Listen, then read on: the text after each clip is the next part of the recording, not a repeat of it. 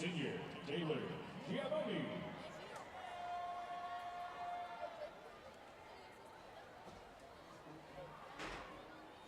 Sophomore, Layla Garces. Senior, Captain Riley Curry.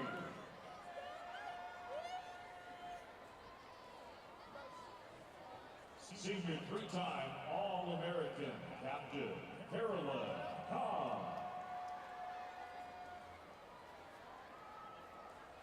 Senior two-time All-American Caitlin Hay. Junior Harris Stockley. Sophomore Kinsley Hightower.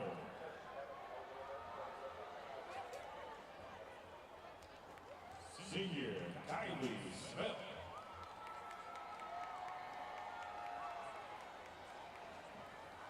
Sophomore Brooklyn Davalos. And junior Caitlin Davis. Also the two-time All-American mascot, Eddie the Eagle.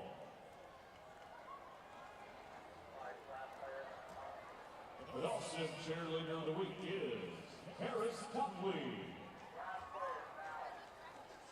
Dawson High School Spirit Program is at the direction of Chelsea Davenport, Cassie Page, Mateo Galicia. Once again, your Dawson Varsity Cheerleaders.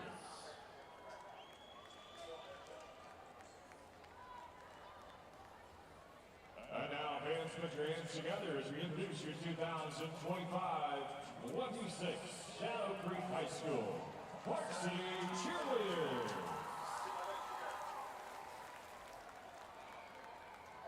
Freshman Leah Eason.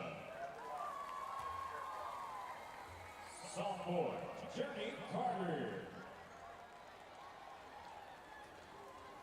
Sophomore Kristen Edwards. Sophomore Chloe Taylor.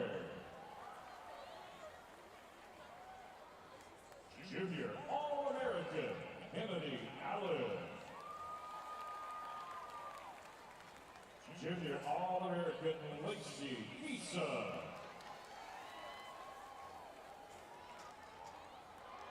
Junior Madeline Hughes.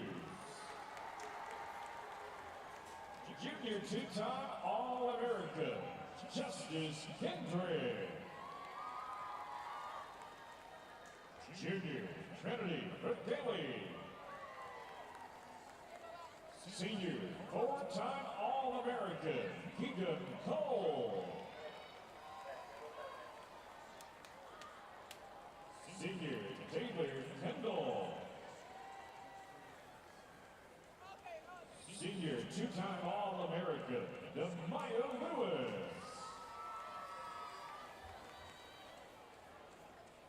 Senior All-American Ariana McAllister. Senior All-American Elena Noel. Senior two-time All-American Layla Singleton. And senior Jocelyn Smith. Lastly, senior two-time All-American and two-time Best Mascot of the Year, it's Ed Bashar. Your Shadow Creek High School Varsity Cheerleaders under the direction of head cheer coach Faith Lyons, assisted by Brandy Nickerson. Once again, your Shadow Creek High School Varsity Cheerleaders. This time we have members from Shadow Creek and Dawson who will meet at midfield for tonight's good sportsmanship exchange. From Shadow Creek Student Council, Sashi Hui, Bentley Van, Giselle Mitchell, and Stellar Jacob. We also welcome our members from Dawson High School. And now, ladies and gentlemen, please turn your attention to the award for Best message from our Superintendent, Carol Nelson.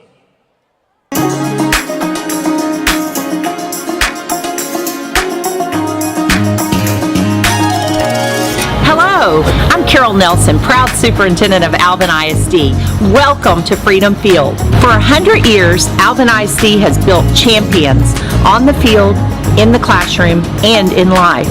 As we celebrate a century of excellence, we remember the true victory lies not just in the score, but in how we play the game. Every contest is more than a competition. It's a classroom, a place to learn resilience, respect, and responsibility. Let's honor our legacy with integrity, compete with heart, and always remember sportsmanship is the mark of a true champion. Thank you for coming this evening to support our students, and may you have safe travels headed home. Here's to 100 years and the next 100 to come. Good evening, ladies and gentlemen. We welcome you to Freedom Field for tonight's Conference 6A district matchup between the visiting Dawson Eagles and your Shadow Creek Sharks. Tonight's game will be directed under the rules and regulations of the University Interscholastic League. The UIL wishes to remind you that whatever the final score of tonight's contest, all the players you witness are winners and have made great sacrifice in order to achieve athletic excellence. As a spectator, consider the time and effort each of these teams, coaches, and athletes have put forth. Cheer these young athletes, applaud them, but do not through any of your actions cause them to doubt the value of athletics. We also ask that you show your appreciation for the students who will be taking indirectly in tonight's game. The cheerleaders, the bands, the drill teams, and the students who have supported their teams at home and away. These young people play an integral part in their team's success. Officials for tonight's game have been mutually agreed upon by representatives from each school. Without their refined skill and understanding of the game of football, tonight's contest would not be possible. Tonight here at Freedom Field, we ask you to please honor the following guidelines. Number 1, do not under any circumstance criticize or demean the players of either team. Number 2, abstain from insulting or booing the officials.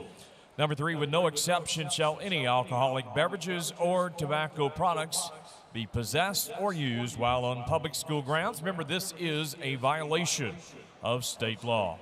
4th, remember to be courteous to the visiting fans, cheer for your respected team, and certainly show respect for injured players of either team. On behalf of all of us here at Alvin Independent School District, we thank you as always for your support of athletics, and we hope you enjoy tonight's game. This time, please rise and join the Dawson High School Marching Band for the playing of the Dawson High School Song.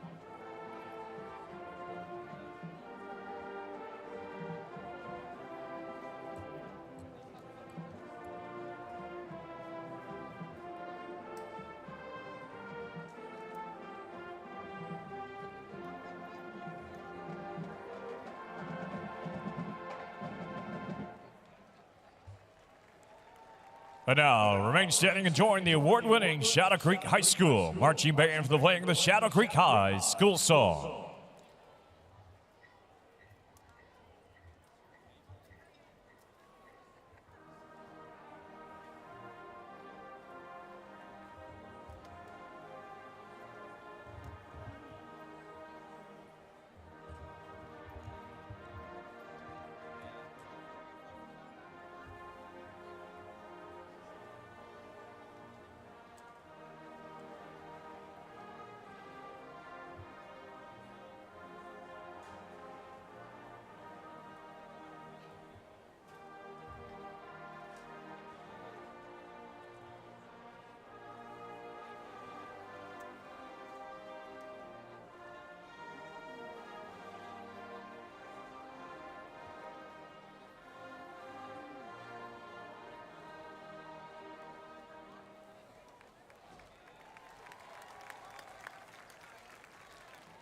Ladies and gentlemen, if you are a first responder, a former or active member of our nation's armed forces, will you please rise at this time so your service and sacrifice can be truly honored?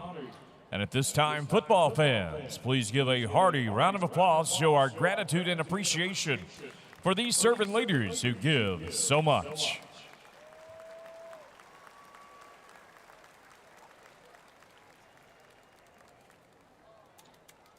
And now, ladies and gentlemen, please turn your attention to the video board from a message from all of our student athletes.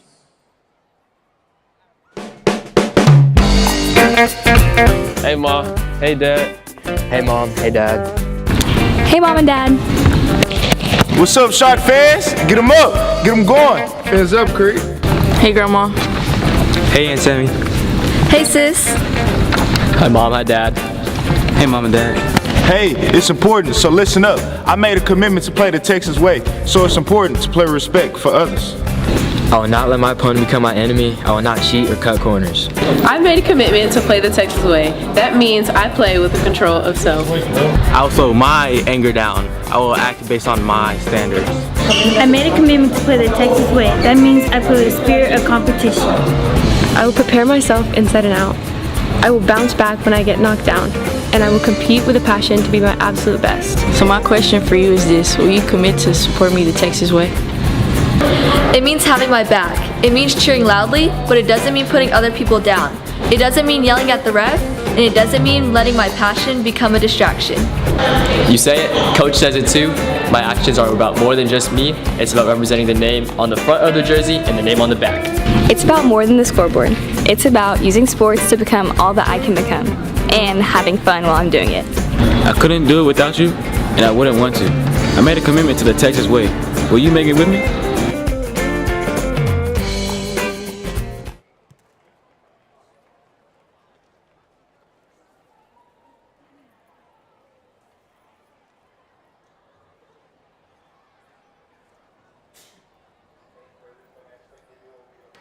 Referee, mic check.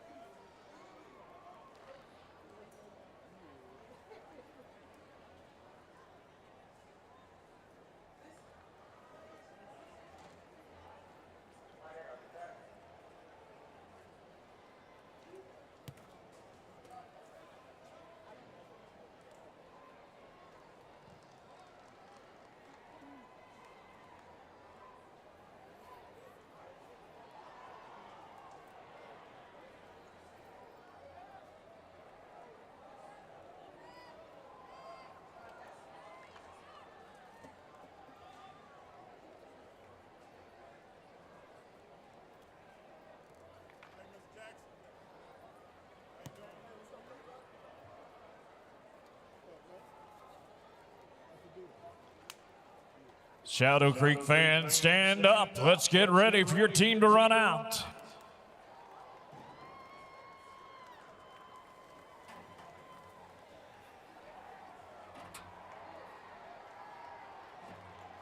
Ladies and gentlemen, boys and girls, it's time to fear the Fin. Welcome to the field, your Shadow Creek Sharks.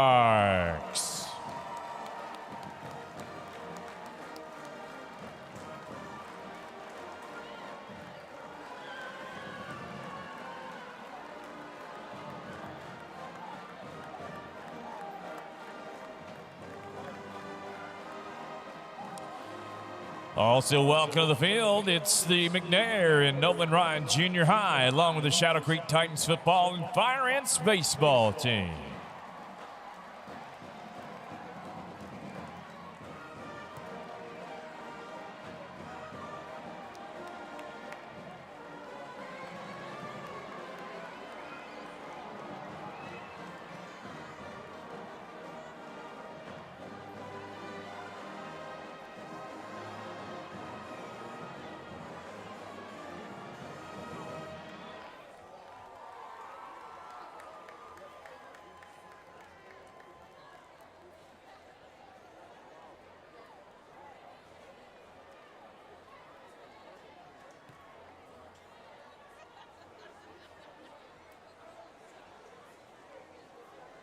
And now across the way, welcome to the field, the Dawson Eagles.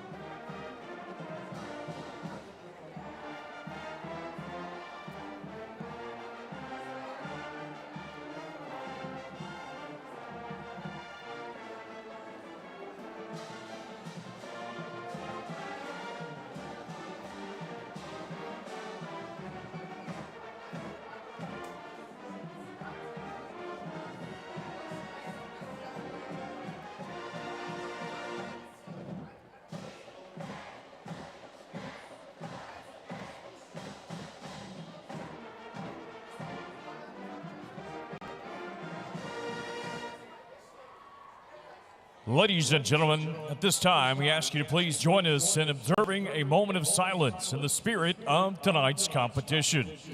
At this time, let us all remember and acknowledge the prevailing sense of fair play and the safety of all players, coaches, parents, officials, and spectators involved here tonight.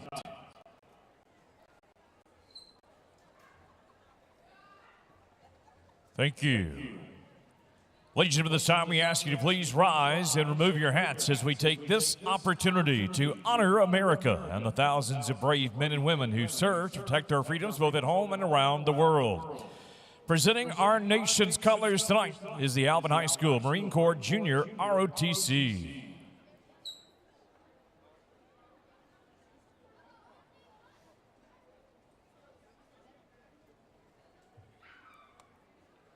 And now, singing our national anthem, the Shadow Creek High School freshmen and sound waves under the direction of Jennifer Gallagher, Frankie Espinoza, and Danny Schwindak. They're also joined by students from McNair Junior High, Director Elena Scott, and Nolan Ryan Junior High Director James Park. And now, ladies and gentlemen, your national anthem.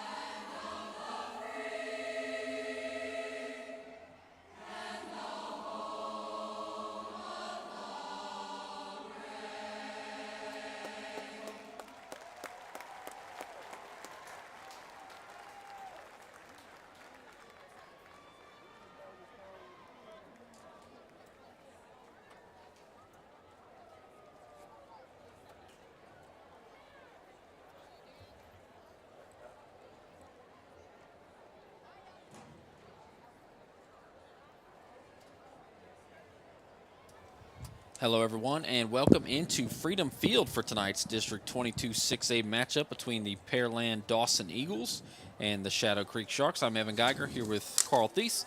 Carl, how's you doing tonight? Everybody's doing really good. I'm doing well, and I think Shadow Creek's choir is getting more student athletes or students in their choir, because every time they sing the national anthem, they do a great job and pick up 15 new members. It looked like they had 200 kids out there for that choir national anthem.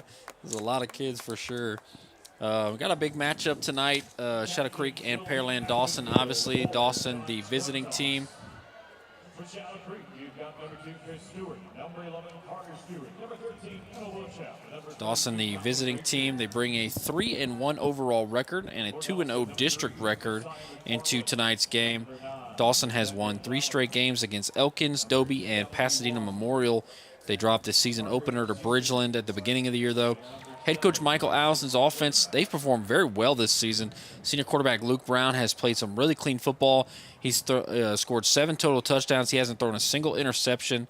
And then for the receiving game, Calvin Wesley, Josiah McFarland, and Corey Brown have formed a really formidable receiving trio with some really good stats between the 3 of them. And Dawson has been great defensively through 4 games.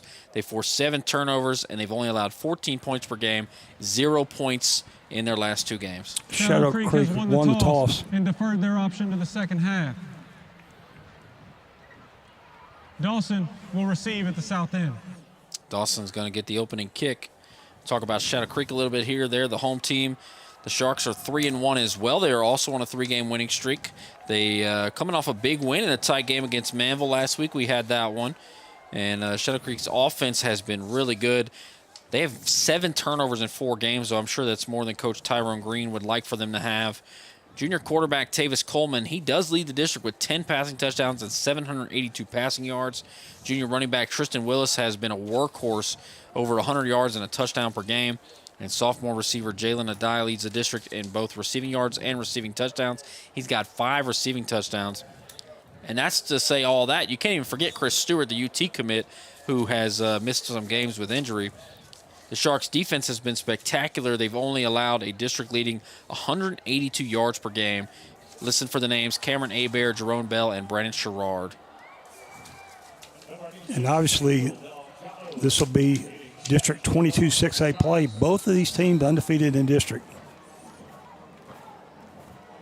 Somebody's got to lose tonight. But we'll begin with Shadow Creek kicking off to Pearland Dawson. Samuel Delgado is the kicker. The opening kickoff from Top Dog Fireworks. And it's returned.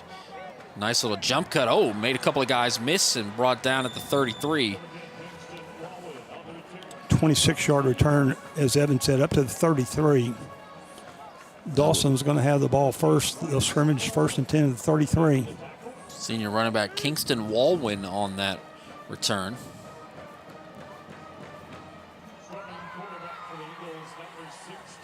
Luke Brown, the starting quarterback, out there with Corey Brown. Actually, spot the ball at the 34. Empty formation to start it off. Calvin Wesley is also on the bottom of your screen. Looking to pass, immediately goes to Brown, and Brown breaks a tackle. Brown's got some open field, and he's tracked down from behind around the 30-yard line. 36-yard pickup. Great pitch and catch. Evan Moorhead with the touchdown-saving tackle. They'll spot him at the 31, and no time wasted there as Luke Brown finds Corey Brown. Walwyn, Jaden Williams, and Josiah McFarland all out there with Luke Brown. He's got Corey Brown on his right hip and trips to the left. Now in motion, Corey Brown to the right side a little bit, looking to pass here, and fires over the middle and picked off. Wow. Great diving interception. No, they say it hit the ground. Looked like Kevin Jackson picked it off, but apparently it wasn't a lot of fight, because I think he probably thought it skipped off the turf. It was nearly a fantastic interception. If he intercepted, he would have fought harder than he did. He just knew it hit the turf. Second down and 10 from the 31. Dawson has come out of the gates swinging. And flinging it. Running back on the right hip. And a little screen play there and blown up immediately, but breaking a tackle, now reversing field. And it looks like it's going to be a gain of a yard, actually, somehow. Really nice job. Calvin Wesley on the catch. The fact that he even got a yard out of that was pretty wild. It's going to be 3rd and 9. I think about 3 or 4 of the Sharks hit him on his way to that 1 yard down. 3rd and 9.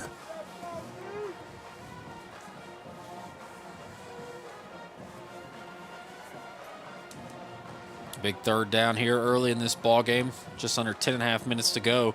Trips to the right, one to the left, and a running back on the left hip of Brown. Brown looking to pass and just dumps it off to the back, and he breaks 2 tackles and finally brought down out of bounds.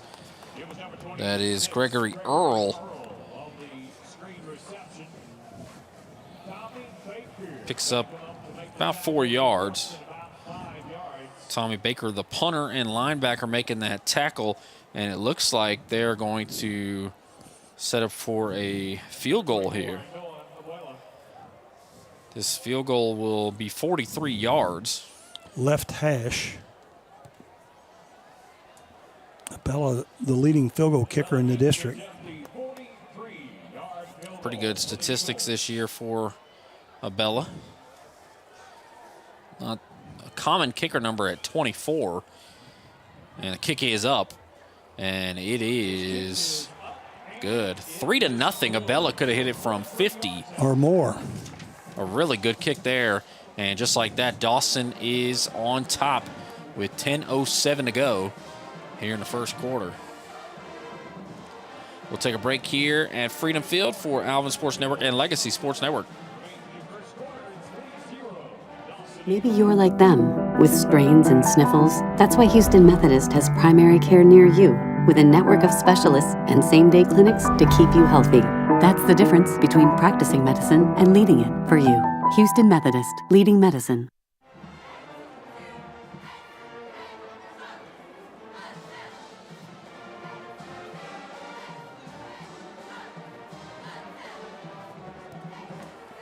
Welcome back into Freedom Field. Dawson leads 3-0. After the Eagles take the kickoff, they're going to move the ball 40 yards in 4 plays. And Abella comes in to kick a 43-yard field goal. Dawson Eagles lead 3-0. 1:53 off the clock. We knew Dawson was going to throw it a little bit, but came on a very pass-heavy offense, and the one really big completion to Brown really set the stage for that field goal, which obviously we can tell that Abella can hit it pretty much anywhere on the side of the 50. He's 9 of 11 on his field goal attempts this year. Kick goes deep to Stewart in the back of the end zone. 9 yards deep. 9 yards deep. Yeah, I was looking at the statistics, and the one thing that stood out to me was the average punt and kickoff distance for Abella is way higher for him than anyone else in the district. And that's certainly a weapon, having a kicker and a punter that can. There's a lot of D1 kickers that can't kick the ball 9 yards deep in the end zone. That's definitely a weapon. Reminds me of J.K. Scott when he was with the Crimson Tide. Dude was seemingly having 70-yard punts every time Alabama couldn't score. So here's the Shadow Creek Sharks offense for the first time, and Tavis Coleman will hand it off to Tristan Willis, who's got a hole. Tristan Willis keeps his footing, and he's going to be drugged down at the 45. A big run of 20 yards. And that was actually not Tristan Willis. That's Jossier Pace. Pace has had a really big role on special teams. And Tristan Willis is on the sideline. Pace wants more time at running back. He's played a fantastic special teams this season. They go to Pace again. Pace is going to pick up about 9 yards. Got 29 yards on 2 carries, and Tristan Willis who's been the workhorse all year, as we mentioned, really not subbing out, still on the sideline. 2nd down and 1 here as they're across midfield to the Eagles' 46-yard line. Receivers stacked up on each side. They throw a screen to Chris Stewart. We'll see what he can do. He evades 2 defenders, and now he's going to be dragged down at the 35, 34 maybe. That's Chris Stewart, the UT commit. Picks up 11, second first down for the Sharks.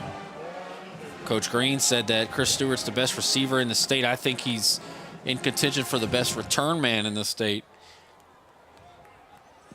Both his touchdowns this year have been on kick returns or punt returns. And here's a handoff to Pace again, and Pace explodes through the right side, breaks a tackle. Josier Pace still on his feet down to the 13. Picked up a good block and then just ran through those tackles. Carl, I don't 22 yards down to the 13-yard line. Say, Carl, I think that's 61 yards or 51 yards, something like that. 51 yards, 3 carries. That's not a bad average. No. So 17 yards a carry for Josier Pace against Pearland Dawson on the first drive. Really good job by Pace and the Sharks offensive line here. 1st and 10 from the 13. A tight formation. They do a touch pass to Stewart going left side. Gets a block from Pace. Outside and cut down around the 8. 5 or 6 yard gain there for Stewart. Down to the 8, 5-yard pickup, 2nd and 5. Touch pass, the easiest completion for a quarterback. You just basically toss it up in front of you and the receiver catches it in stride. And with a guy like Stewart, all that speed, great to get him the ball in motion. And hand off to Pace. Pace up the middle down to around the 5-yard line. Going to pick up 3. It's going to be 3rd and 2 for the Sharks.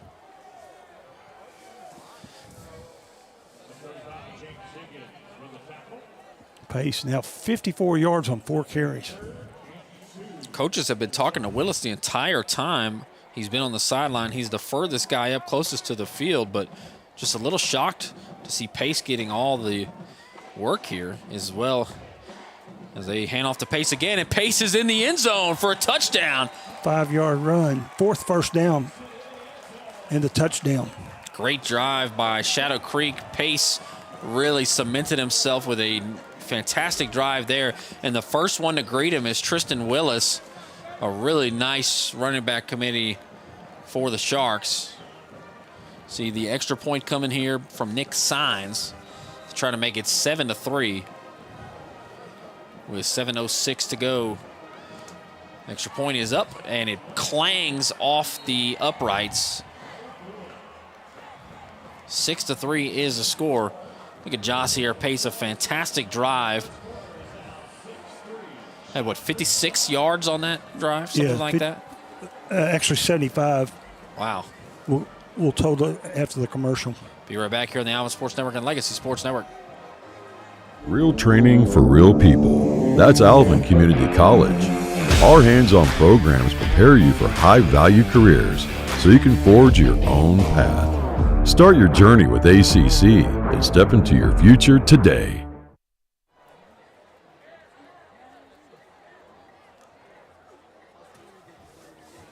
Shadow Creek leads 6-3 here with 7:06 to go after the missed extra point.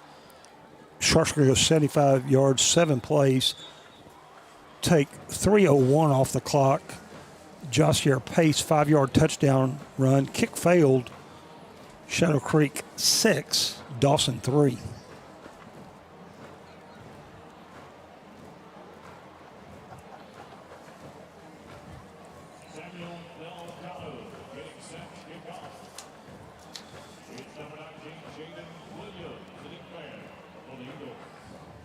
Yeah, the depth chart we got says Tristan Willis is the starter with Pace as the backup. Willis didn't see the field in that first drive, and hopefully he's all right. A really good running back. I mean, he looks like a running back in every sense, but Josier Pace is a little change of pace back, lack of a better term there.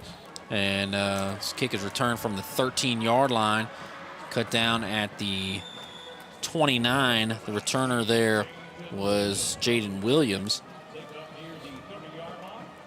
Many teams would love to have a change of pace back, carry 5 times for 59, and scored an opening touchdown as a reserve. Yeah. He wasn't a reserve tonight. He started tonight. Pace, a fantastic performance on that first drive to give the Sharks a 6-3 lead, and now Dawson starts from the 30-yard line. It's going to be a handoff up the middle, keeping the legs moving. Picks up 7 yards before they blow it dead. That's Earl on the carry. Looks like they actually give him 8 yards. They didn't even have a running back on the field the first couple of plays, but Earl has got the work since they have brought a running back out. Yeah, that's the first carry. Had 4 passes on the first possession that ended in a field goal. Earl did have a catch in that first drive. 2 running back on the right hip and 2 receivers stacked up on each side. They go back to Earl, and he's met. He's going to be short of the first down. They're going to get 1. It's going to be 3rd down and 1 from the 39.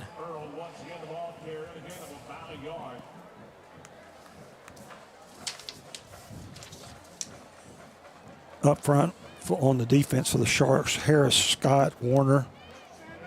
Linebackers, Abear, Bell, and Baker, and Moorhead.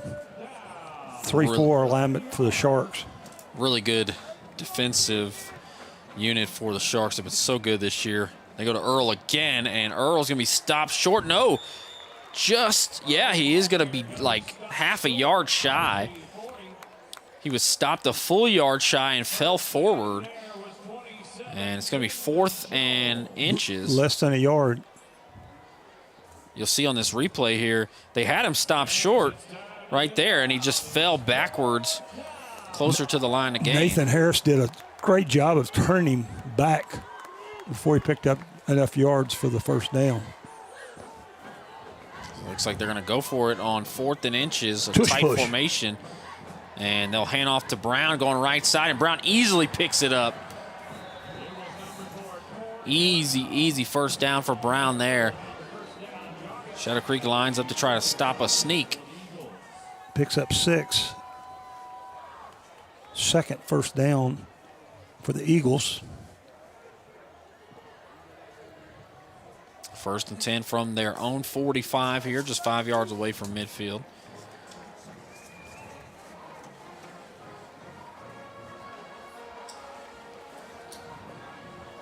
Trips to the right.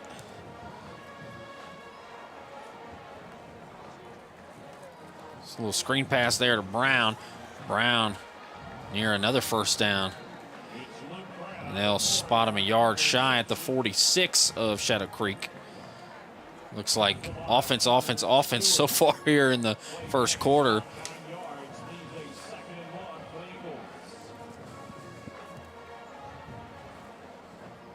A lot of big plays already in this one.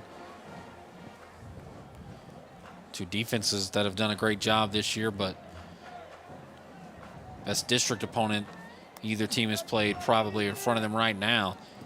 2nd down and 1, and they hand off to Earl, and Earl is turned away.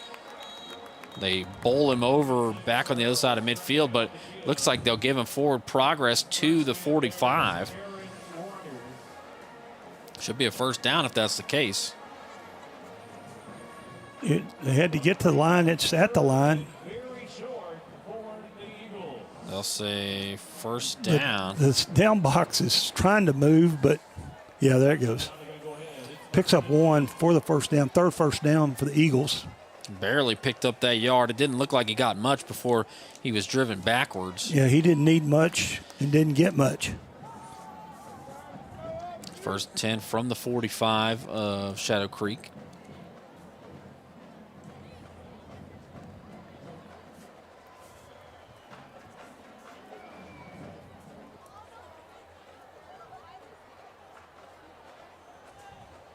Dawson taking some time here.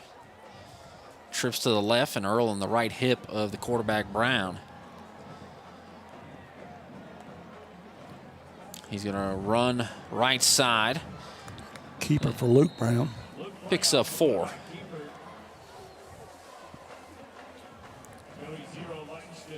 Langston Taylor making that tackle. Langston Taylor also the holder on field goals.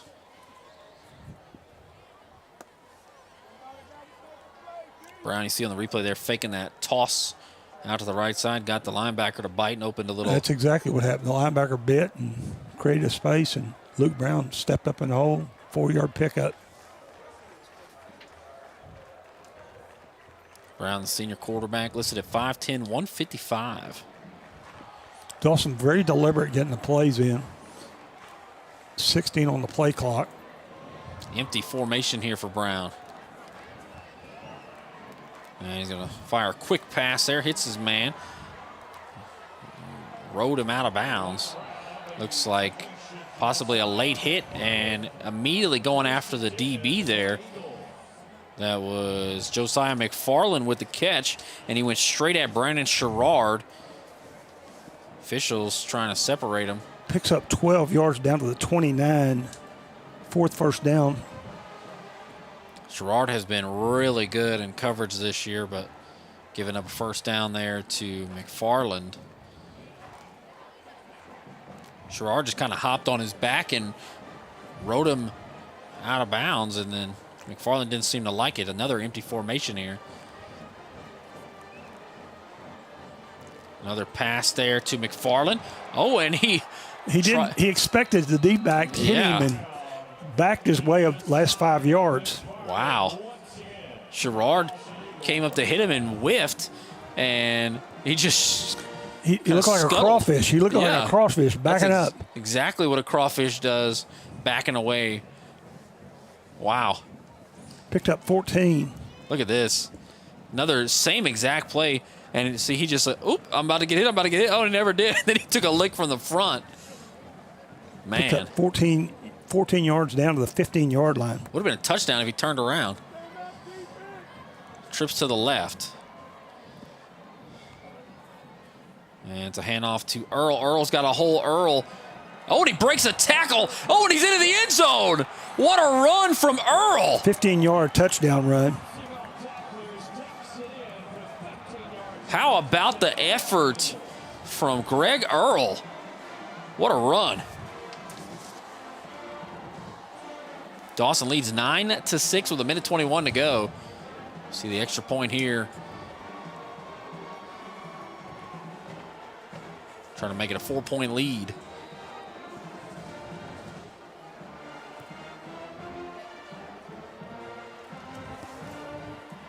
Noah Abella. The extra point attempt, it's up, and it is good as it bangs off the scoreboard. Look at this replay. Simple handoff to Earl, left side.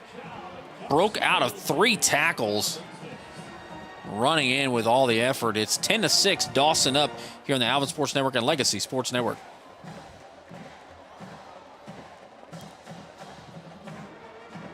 Maybe you're like them, with strains and sniffles. That's why Houston Methodist has primary care near you, with a network of specialists and same-day clinics to keep you healthy. That's the difference between practicing medicine and leading it for you.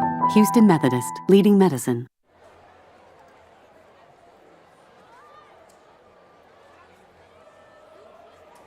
Ten to 6 is the score here. Dawson leads with 1:21 to go. Eagles going to respond back after the kickoff. They're going to go 70 yards, 9 plays, take 5:39 off the clock.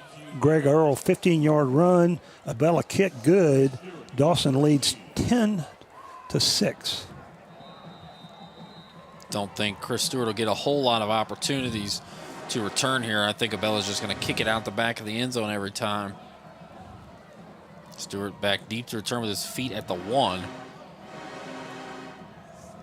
He is really dangerous in the return game, but teams are going to try to neutralize him as much as they can. And this time, the same thing. Going to go out the back of the end zone once again.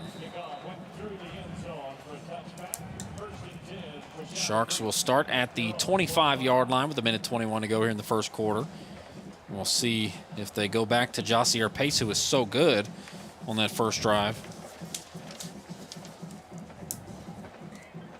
In the games we've seen Shadow Creek, they've primarily used Tristan Willis, and then in blowout situations, they go to Josier Pace or somebody else. But I think Pace and Willis could be a really good 1-2 punch.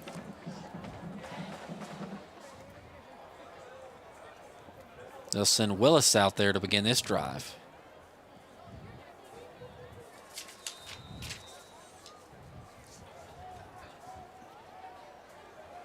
Two receivers stacked up on each side, and Willis on the left hip of Tavis Coleman.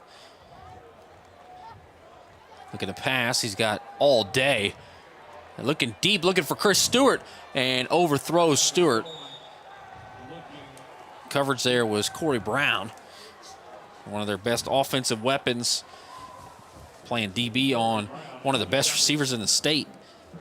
How valuable is Corey Brown? Travis Coleman with plenty of time. Eagles didn't have a lot of pressure. I think Tavis Coleman could have stood there as long as he wanted. He could have let the first quarter run out. Exactly. Second down and 10. They hand off to Willis. Willis, little change of direction, and brought down at the 28. Should be 3rd and 7. Willis is a bruiser. They'll send Josier Pace out there. Willis tells Pace to head back to the sideline. Interesting.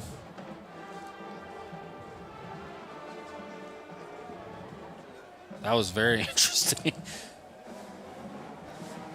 3rd and 7. They're going to line up in a 6 tight on the play clock. Yeah, they got to go quick. They're going to have to burn a timeout. They're going to take a timeout. 27 seconds left. Their first time out of the half. In the first quarter. Take a break with them here on the Alvin Sports Network and Legacy Sports Network. Alvin ISD would like to thank Chick-fil-A West for their Press Box Meals donation. Visit one of their 3 Pearland locations. Chick-fil-A, proud supporter of Alvin ISD Athletics, and tonight's Press Box food sponsor.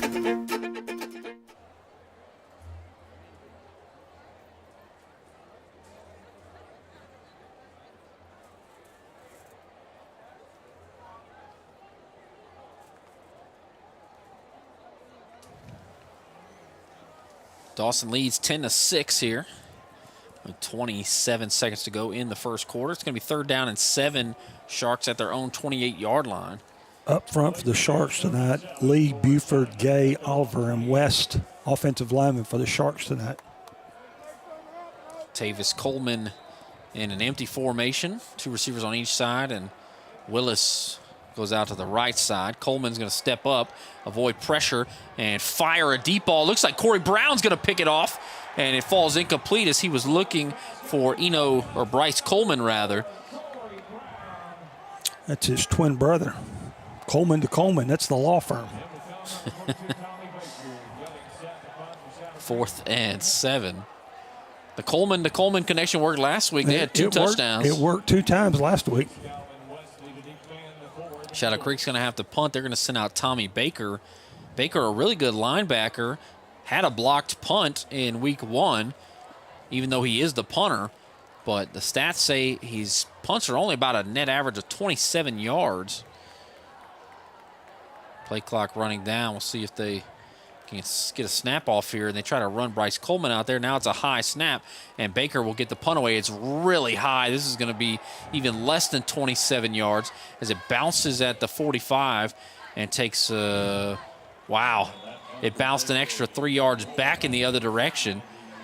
That is a net punt of 17 yards. 17-yard punt. That's under his average of 27. He also had one earlier punt this season that was real short. That's what caused his average to go down. Only about a 35-yard punter. 6 seconds left in the first quarter. Time for one play here for Dawson, who's already up 10-6 with 2 nice drives. They'll scrimmage from the 44. Starting in Shark territory. Trips to the right. Handoff going left side and going nowhere. It's going to be a loss of 2. And that's going to do it for the end of the first quarter, as that was Evan DeLucia with the carry. Tackle for loss by Dylan Scott. And that moved to your first quarter here at Freedom Field. It's the Dawson Eagles 10, Shadow Creek Sharks 6. After one quarter, Dawson leads 10-6. Tonight's team and individual stats are provided by the athleticsdepartment.com. They are a full-service provider of stats for high school and college teams. Coaches and athletic directors can contact them for more information. The athleticsdepartment.com are now signing up basketball, softball, and baseball teams for this school year. The athleticsdepartment.com does a great job getting us our stats every week for these broadcasts on Legacy Sports Network and, of course, the Alvin Sports Network. They'll flip ends of the field, and now Dawson will move from left to right on your screen. DeLucia lost 2 yards. It's going to be 2nd and 12 from the 46 as we start the second quarter. Dawson scored on both of their drives, a field goal and a touchdown. And they'll go empty again. It's giving Shadow Creek some trouble.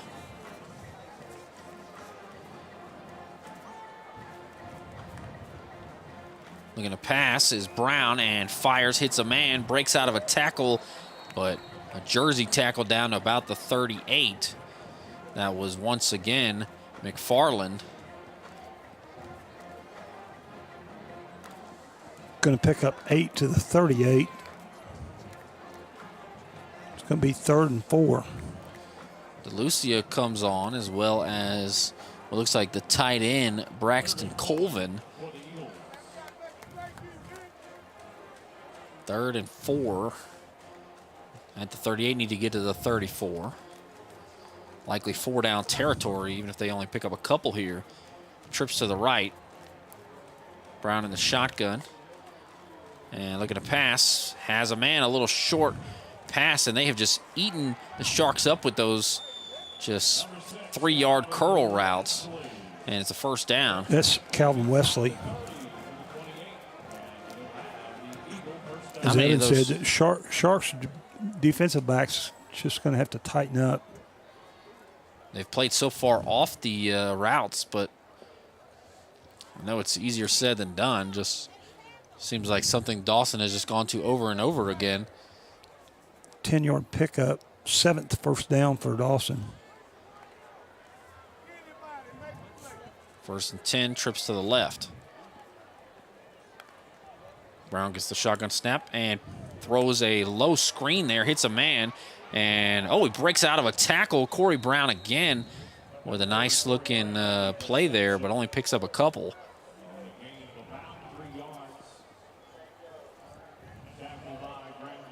Let's give him 2, 2nd and 8.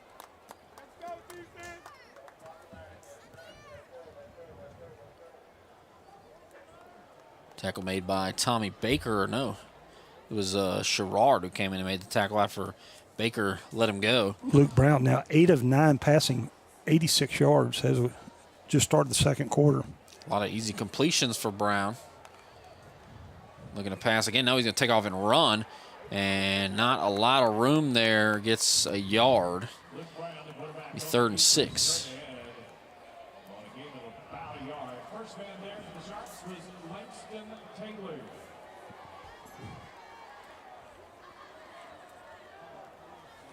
And I think if they don't make the 1st down, within Abella's range. Abella already with a 43-yard field goal tonight. A missed extra point from Shadow Creek on their touchdown on the opening drive would still have Pearland up by 7, even with a field goal here as a handoff. No, he throws it again in a drop. Looks like that was McFarland on the drop. And here comes Abella. Yep.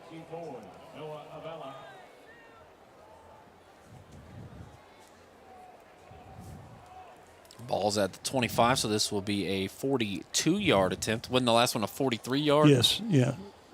Pretty much the same kick, just going the opposite direction. Yeah, left hash again. Holding is Aiden Guerrero.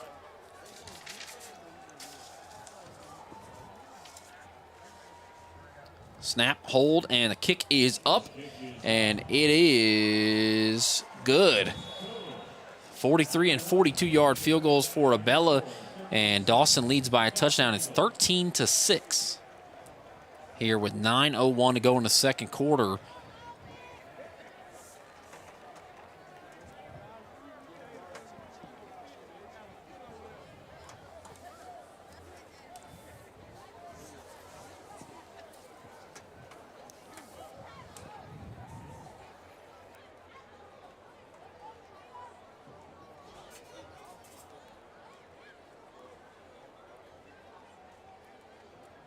The punt, the Eagles will go 35 yards in 5 plays. Abella, second field goal. This one 42 yards.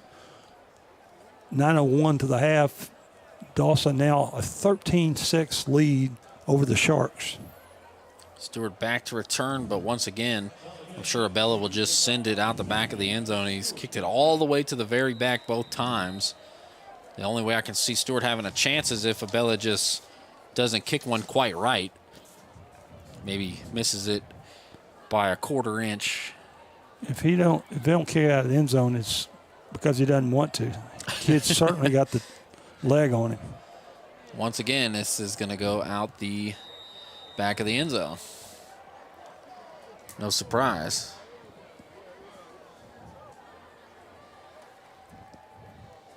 See what the Shadow Creek offense can do to respond after having to punt. Last time is setting up Dawson with really good field position.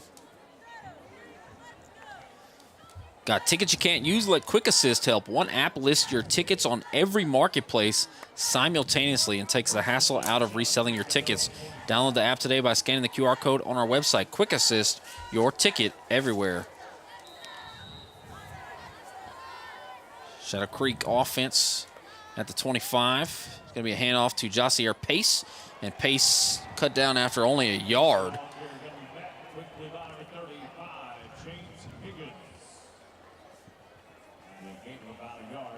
Big tackle there by James Higgins, the senior linebacker. That's the first time that Pace has been held down. He had a 3-yard carry and a 5-yard carry. That a single yard, 2nd and 9. Two receivers stacked up on either side. It looked like an encroachment penalty, and they blow it dead. I'm hoping it's false start since they blew it dead. Offsides with contact. Defense number 81. 5-yard penalty. 2nd down. Offsides with contact. 5-yard penalty. Make it a 2nd and 4. First penalty of the ball game. 5-yard mark off against Dawson. Moves the ball up to the 31. Pace on the left hip of Coleman. 2 receivers to his left. Coleman drops it off to Pace, and Pace drops it. Took off running before he made the catch. Probably a way they'd really like to get Pace involved. Willis, a really big, kind of almost like a bruiser back compared to some of the other guys on the field, and Pace really small, quick, flies around the field, does a lot of damage on special teams. See him make a lot of special teams tackles. And now Willis is in there on 3rd and 4. 2 receivers on each side, and Willis on the left hip of Coleman.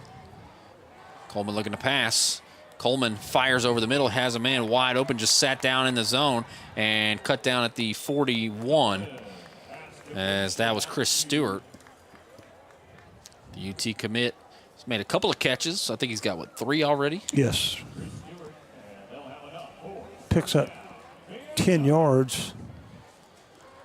5th first down for the Sharks. Stewart just making it easy on Coleman, just flashed right in front of his face and stayed there for an easy completion.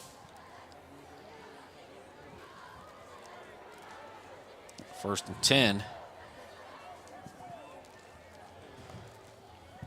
Hand off to Willis running left side, and we'll pick up a couple maybe. Looks like they'll give him 2 yards.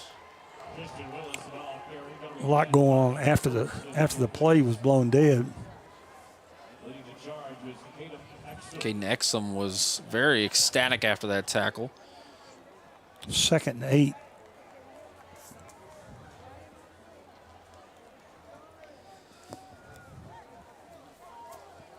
A lot of the best receivers for Dawson playing both ways. 2nd and 8, and Coleman looking to pass. Coleman's got all day, and he overthrows Bryce Coleman. That's the 2nd or 3rd time we've seen Coleman with just an eternity to throw the ball. Travis Coleman now 3 of 7. All 3 passes to Chris Stewart. 3rd and 8 for the Sharks.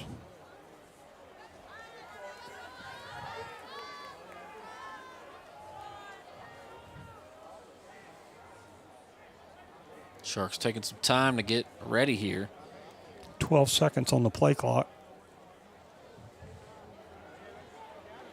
Play clock running down. It's at 5 seconds. They're going to have to snap it. The offensive line is just standing there, and Shadow Creek's going to have to use a timeout again. Shadow Creek, their 2nd timeout of the half. Coleman wanted to snap the ball, but the right guard was just turned around looking at him with his hands up. 6:56 left in the 2nd quarter. Dawson 13, the Shadow Creek Sharks 6.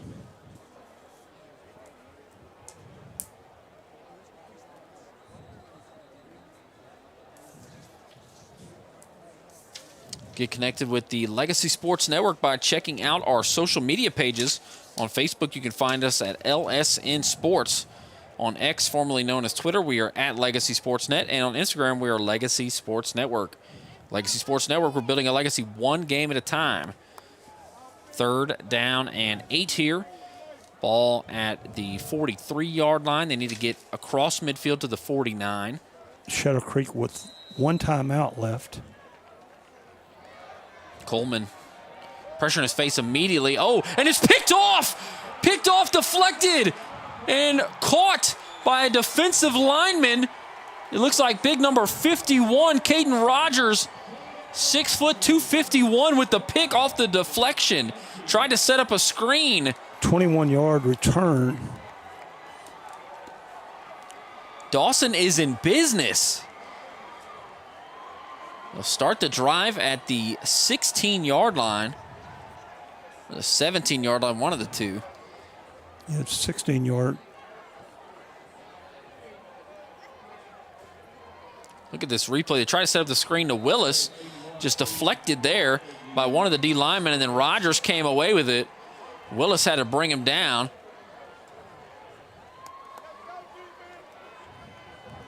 Dawson trying to expand their lead even further. Looks like they'll come out in a tight formation. They hand off to Brown. Oh, they go the other direction. Now a pass and a wide open tight end in the back of the end zone. It's Braxton Colvin. Dawson is up 19-6, and they have just punched the Sharks in the mouth. Looked like the pass was thrown by Calvin Wesley. They did the end around, and it worked like a charm. 16-yard Wesley pass to Calvin. Calvin Wesley to Braxton Colvin. And here's Abella again, who's been so good kicking tonight. Kick is up, and it is good. 20-6. See the end around. They go to Brown. Brown flips to Wesley. Wesley rolls out right, has a man wide open. Braxton Colvin, nobody was within 10 yards of him. Got early for practice. Man. They say when a shark is near you in the water, you're supposed to punch it in the mouth, and that's exactly what Dawson has done to begin this ball game. 20-6. The interception from Rogers on a screen pass intended for Willis set that drive up, and they capitalized on the first play.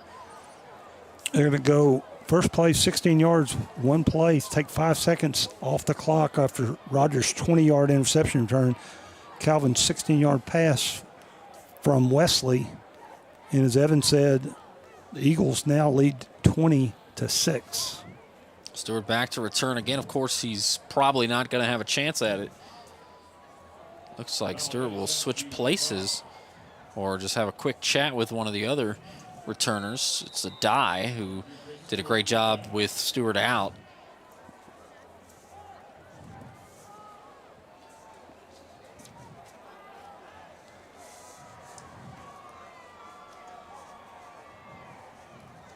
Bella, one of the best kickers I've seen this season for sure.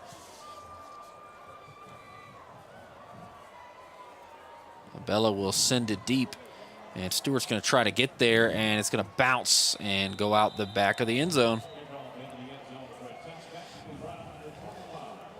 Stewart almost had a chance at it.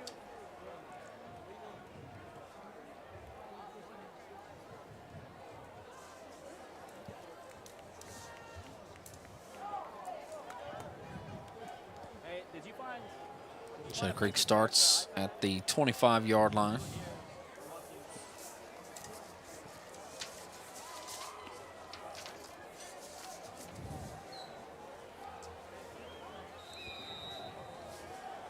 Coming into the night, Shadow Creek had the top defense in the district.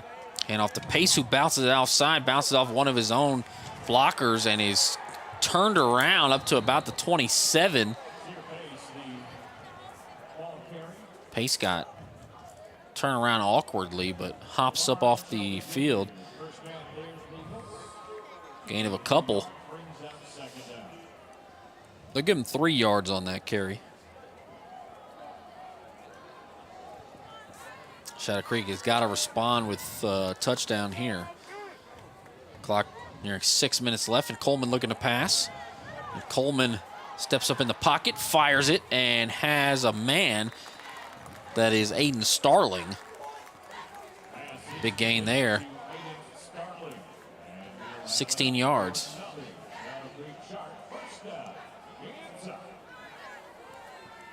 Starling's first catch. Coleman looked left all the way, and then Starling flashed in front of him and had to sit down right there to make the grab. A couple of yards away from midfield. Sharks scored on their opening drive, but offense hasn't been great since. Empty formation here all day. Coleman gonna roll out right. Now he's got to do something with it, drops it off and has a man for a first down. That's Jalen Adai. Travis Coleman did a great job, drifted out there, didn't give up on the play, picked up Adai. Picks up 12 yards. Well, he could have sat in the pocket forever. Rolled out right. Kind of gave himself one read. He's able to hit him. Coleman looking to pass again. Looking deep, firing, looking for a man downfield, and looks like some contact, but no flag. They're jockeying for position. See who the intended receiver was. Might have been Stewart. Travis Coleman now 5 of 11 passing for 54 yards. I think it was Adai, the intended receiver. Second down and 10 from the Eagle 44. Pass here. They've got to hurry up and snap it real quick. Play clock at 3. And it's going to be a handoff to Josier Pace. Pace bounces outside. Pace drags a defender with him up to the 39-yard line. A gain of 5 yards. It'll be 3rd and 5.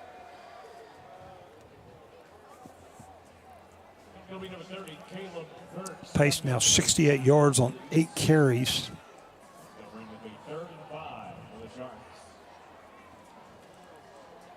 This is going to be an important 3rd down play for the Sharks. They really need to cut into that 20-6 Dawson lead. definitely thinking unless you take a big loss here, it's going to be 4-down territory, even if you. Yeah, you're way too far field goal. Shotgun snap. Coleman looking, fires over the middle, has a man, but it's broken up from behind as Dylan Wilturner came flying in there and knocking the ball out. Eagles still with a 3-man rush. Coleman has all the time in the world. 4th and 5 for the Sharks. Dawson's secondary has done a good job, but as Carl mentioned, not a lot of pressure. The only time they got pressure was when they forced that pick on the screen. And the linebacker came that time. 4th down and 5, and this is a really important play in this ball game. Shadow Creek has got to get a score on the board and close the gap here. 4th and 5, and the play clock running down. Coleman motions a man, looking to pass, fires and hits a man. It's Starling. A big conversion there. From the 39 to the 21, it's an 18-yard completion on 4th and 5. 8th first down for the Sharks. Starting second catch. They picked that up with one of the receivers just kind of chilling behind Coleman. Handoff left side, and Pace with a second effort keeps churning those legs, and the line is pushing him and pushing like a rugby scrum. Finally, they blow it dead at the 11. A gain of 10 right at the first down marker. How about Jossier Pace? Jossier Pace, it looks like he's going to go by the buses and then be in the parking lot with that rugby scrum there. Goes all the way down to the 11-yard line. Another first down, as Evan said. Trips to the right, one to the left. Shotgun snap, they hand off to Pace. Going right side, Pace gets around the edge. Oh, and he's walloped. And there's a flag comes flying in. The tackle for loss came from Dylan Wilturner, but not sure what the flag is on. So we'll see here in a moment.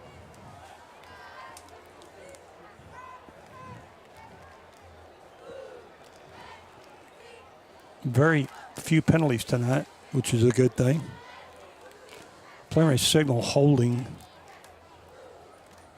The option will allow with Dawson. They may want to. Holding. Offense number 51. 10 yards from the previous spot. First down. With the short pickup, they may have wanted to decline the penalty, but they're too close to field goal range, so they're going to take the penalty. It's going to be 1st and 20. They're going to back the ball up to the 21-yard line. Dominic Lee with the infraction. Could get a first down at the 1-yard line. A tight formation here. Coleman in the shotgun. They motion a man. They do a Dutch pass to the left side, and that is Chris Stewart. Chris Stewart picks up about 5 yards. Touch pass to Chris Stewart. That's probably what, the 5th completion to Stewart? 4th or 5th? Fourth. Great to see him back out there. Obviously one of the best. 2nd and 15. 2:20 left in the first half. Shadow Creek is lucky they can score a touchdown and give Dawson hardly any time left to try to counter. So we're about to see a 2-minute timeout here in the next 5 seconds. I don't think Shadow Creek's going to snap the ball. Yeah, they're content to save that timeout. That's a 2-minute timeout. 2-minute timeout here at Freedom Field. We'll take it with them on the Alvin Sports Network and Legacy Sports Network. You've got a lot to manage. Houston Methodist has a lot to offer. Convenient primary care, personalized orthopedics, and the latest cancer treatments in one manageable system. That's the difference between practicing medicine and leading it. For you, Houston Methodist, leading medicine.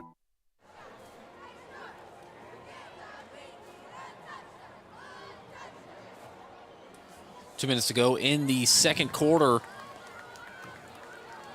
20-6, Dawson leads, and Shadow Creek is knocking on the door. They are in the red zone, but it's 2nd and 15 from the 16-yard line of Dawson.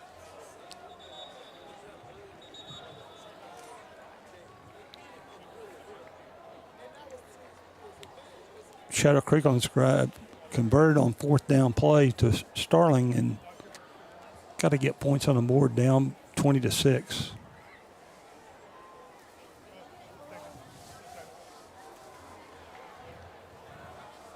Trips to the left and one to the right. Willis on the left hip of Tavis Coleman. Coleman fires and looking for a man, incomplete. That was Aiden Starling. Now it's going to be 3rd and 15.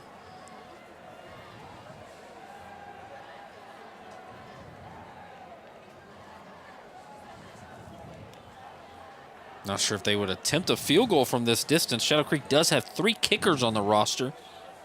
Freshman Samuel Delgado, sophomore Nick Sines, and junior Richard Emery, and none of them punt. It's Tommy Baker who punts, so I would assume one of them is a field goal kicker.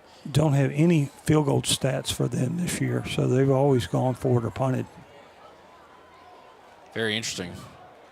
Looking to pass is Coleman. Coleman climbs the pocket. Coleman takes off and run. Coleman takes a shot down at the 6-yard line, but that'll make it a much easier attempt. It'll actually be... They do have 1 timeout left. It'll be 4th and 6 from the 7-yard line. And they can obtain a first down if they get to the 1-yard line. 9-yard pickup there by Coleman, but he took a big shot there from the linebacker, James Higgins, it looked like.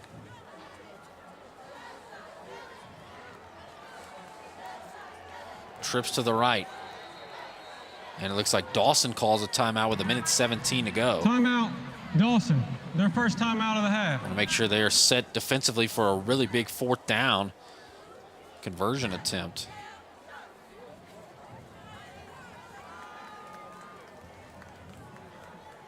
$1:16 to go. Dawson up by 2 touchdowns. I don't think Shadow Creek wants the 3. I think they want to go into the end zone. You mentioned they haven't kicked a field goal all year, so don't think they're going to start now. But just interesting. I mean, don't you think it's interesting to have 3 kickers on the roster, the varsity Very roster, interesting. and none of them punt? One does kickoffs, Delgado, and the other, I believe, Sines, who does the extra points. Sines and missed. Baker's so valuable as a linebacker. I mean, he's very active. I think Baker's a great player. I'm not sure that maybe one of the other guys couldn't punt the ball a little further, though. Yeah.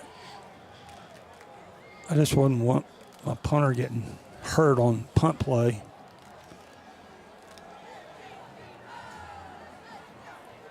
He's a very active linebacker. We did see a high snap in the Summer Creek game that went to Baker, the punter, and he had to take off and run 20 yards with it. I guess he's a little more durable than the kickers, perhaps, but this is a really big 4th down, 4th and 6 from the 7-yard line.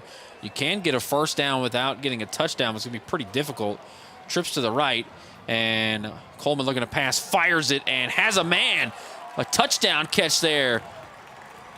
Who else? Chris Stewart appears to be the guy.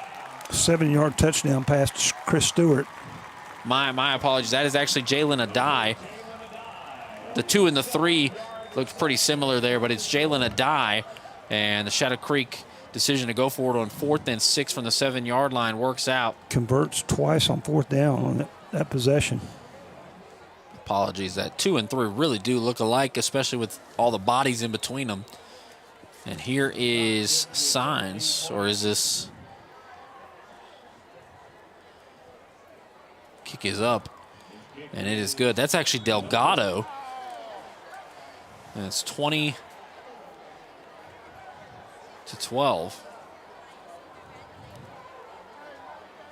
Take a break on the Alvin Sports Network and Legacy Sports Network. Real training for real people. That's Alvin Community College.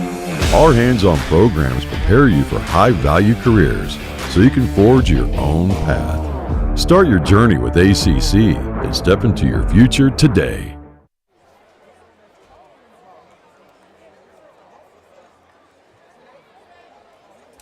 A minute 11 to go, and it's 20-12, a 1-score game, but an 8-point deficit because Shadow Creek has missed the extra point both times that they have scored a touchdown.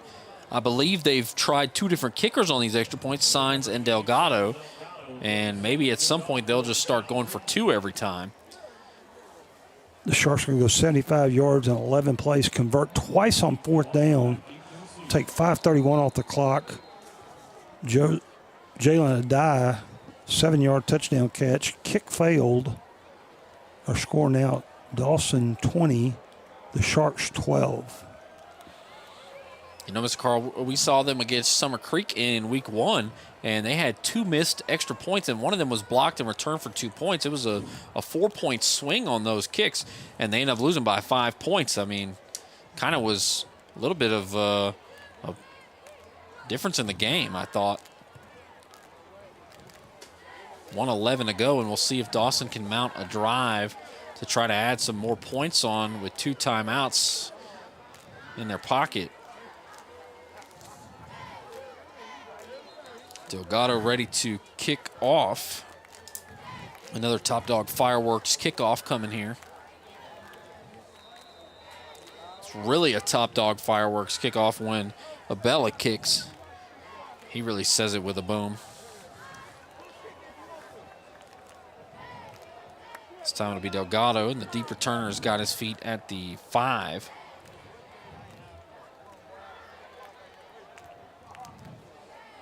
Delgado runs into it and sends it to the 8-yard line. Caught there, and a nice head of steam, and tripped up down and around the 30-yard line. Looked like the tackle was made by Bryce Coleman, a tight end.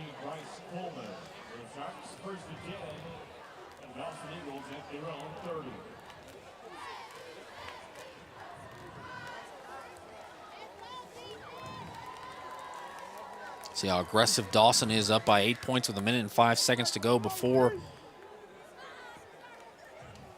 halftime.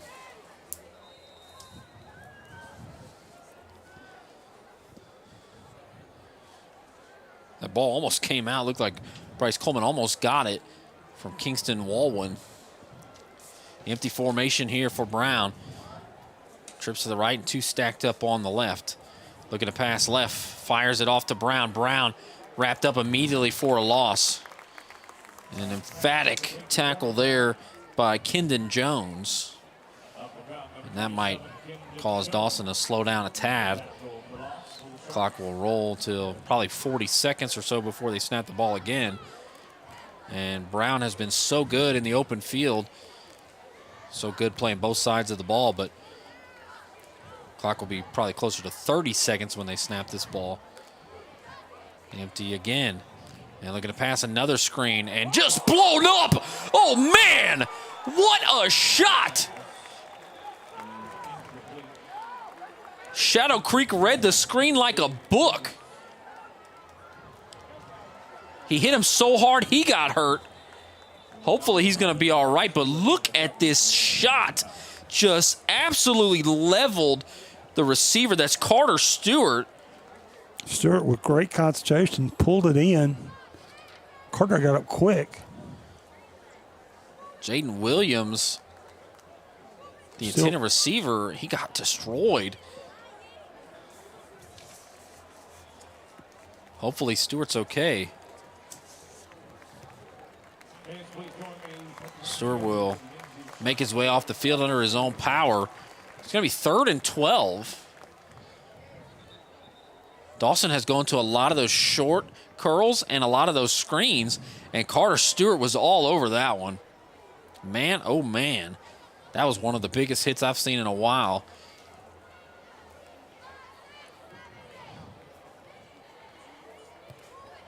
They'll line up with trips to the other side of the field on 3rd and 12 and see how conservative they want to be. If you're Shadow Creek, I mean, you force a punt, they might have to punt it to Chris Stewart. It's going to be a handoff up the middle, and we'll see if Shadow Creek calls a timeout. And they do, it looks like. Timeout, Shadow Creek. So now, their 3rd and final timeout of the half. Chris Stewart will go back.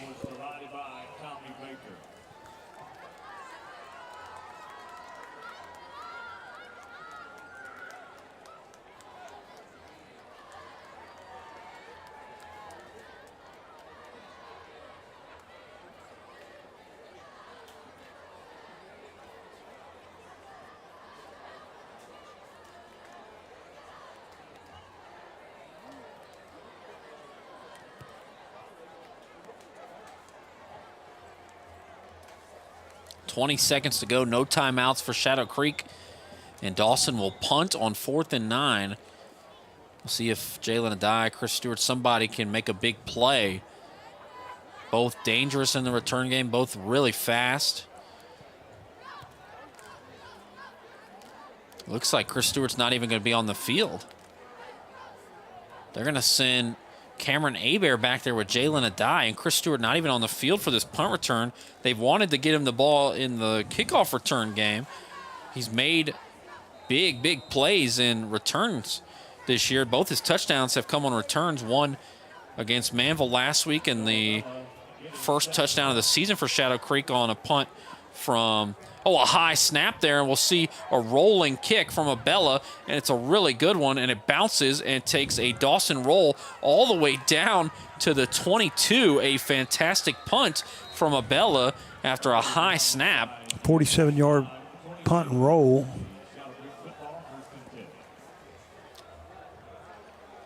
A little surprised not to see Stewart out there. Hopefully he's not banged up. And if he stays on the sideline, we'll know, but 10 seconds left in the first half. Going to have time for possibly 2 plays. Shadow Creek's without timeouts. Stewart is on the field. Dawson will have about 4 deep safeties. No timeout for Shadow Creek, as you said, so either get out of bounds or incomplete pass or something. They're going to see a second play. They're going to pass as Coleman, pressure in his face, drops off a screen there, and got a little bit of room to run. Got some blocking, and that's Chris Stewart. Chris Stewart changes direction. Chris Stewart's got plenty of room to run, and now he's brought down at the 29 as the clock strikes 0. A huge completion to Chris Stewart. 49-yard pickup on the last play of the half. He had one more man to beat, and he would have been home free. But it's 20-12 at the half. Dawson with a great first half against Shadow Creek. And the Sharks trail by 8.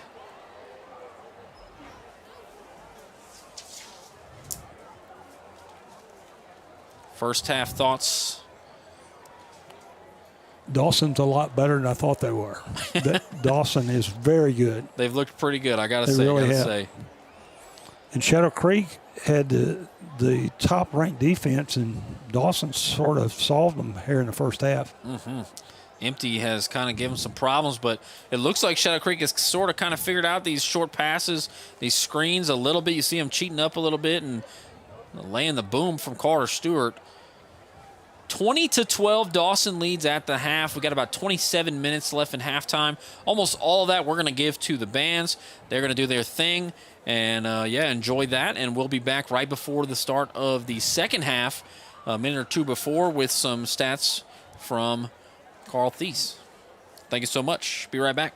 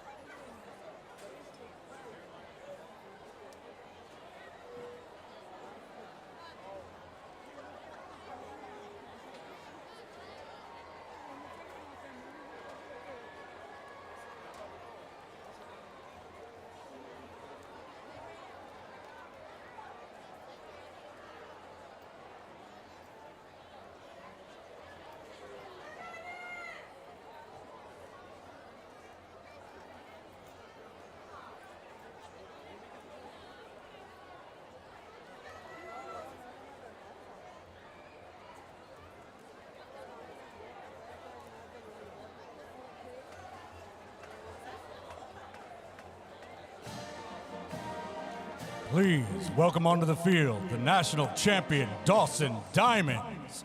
The 2025-2026 Diamond officers are Captain Sadie Pittman, Co-Captain Emerson Cox, Co-Captain Kennedy Haskin, Lieutenant Haley Vowell.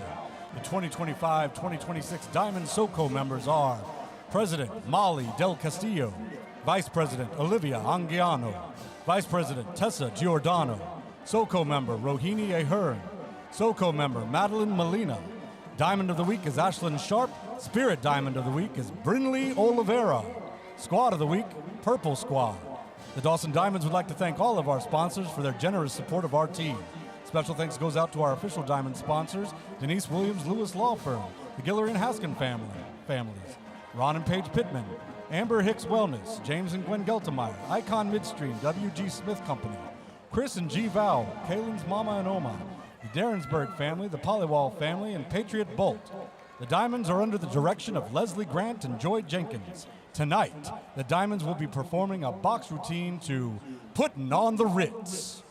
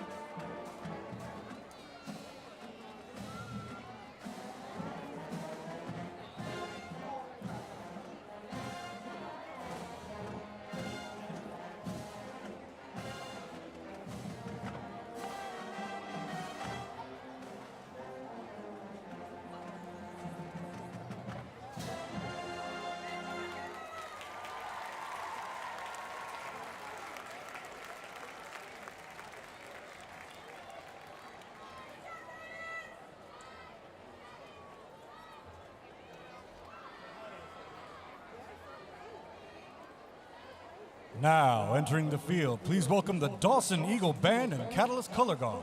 The award-winning Dawson Eagle Band and Catalyst Color Guard would like to thank their corporate sponsors who help the band to perform at the highest level year after year. Please support those companies who support the band. Diamond level sponsors, Nick Huey, Stanfield Properties, Law Office of Martina Longoria, PLLC. Platinum level, ADDI Printing, Autumn Oak Speech, Voice and Hearing, The Crafty Pair, Grant King Fathom Realty, North CNC. Gold level, Adrenaline Fundraising, Center Court Pizza and Brew, Chick-fil-A Pearland, Mike Fox Photography, Gateway Mortgage Friendswood, Jake West, Minuteman Press Pearland, Raising Cane's, Slim Chickens, Stadium Creations, Allen and Beth Stanfield, Stanfield Properties. Silver level, A&A Cleaning, Bighorn Barbecue, Blue Horizon Counseling, HEB Plus, Pearland Animal Hospital, Preferred Real Estate Inspections. Tonight, the Eagle Band will perform parts 1 and 2 of their 2025 production entitled Ring of Fire. Tonight's performance features a solo by Ethan Hay on clarinet. The drum majors of the Dawson Band are Devin Salju, Joseph Bernard, Daniel Lee, and Habo Shea. The Catalyst Color Guard is led onto the field tonight by Captains Vita Rozier and Amaris Romo. The band section of the week is the Baritones. Color Guard members of the week are Bethany Lee, Haley Rushing, Nevaeh Lewis, and Halen Bolton.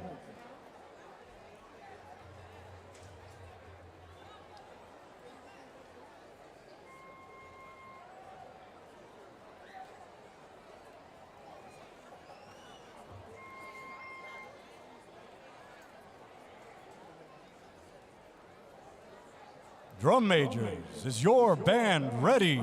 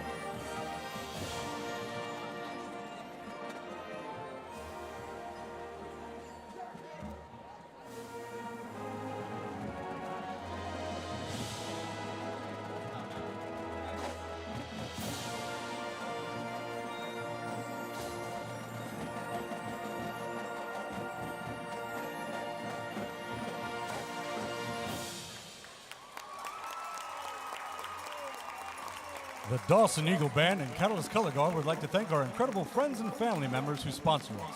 First chair members, the Buchanan family, Kristen and Mark Kerrigan, the Chambers family, Daniel and Leticia Coronado, the Gilbert family, in memory of Amy Kenna Ricketts, the Kessling family, Becca and Grant King, the McCulloch Cripps family, the Nayicks, Sean and Maureen Powers, the Sauberwall family, Steve and Angie Short, Smudge, the Swafford family, the Uditoke family. Second chair members, Mr. Edgar A. Chow and family, the Gates family, Michael and Renee Hansen, Donald and Sally Haskins, Jason and Virginia Cravatin family, Chad and Jill Laird, Chon and Yoon Lee, Mr. Lee Liao and Mrs. Ting Chu, Mr. and Mrs. Wayne Langberg, the Mao family, Kenneth and Melva Martin, the Mendoza Scott family, Mr. and Mrs. Nathan Pear, Lee Ma and Kishang Pan, Regina Ram and Alina Perzada, Madeline Reyes Fan Club, Sean and Jessica Shen, Mr. and Mrs. Verdin, Mr. and Mrs. Shuang. Thank you to all our third chair friends and family members.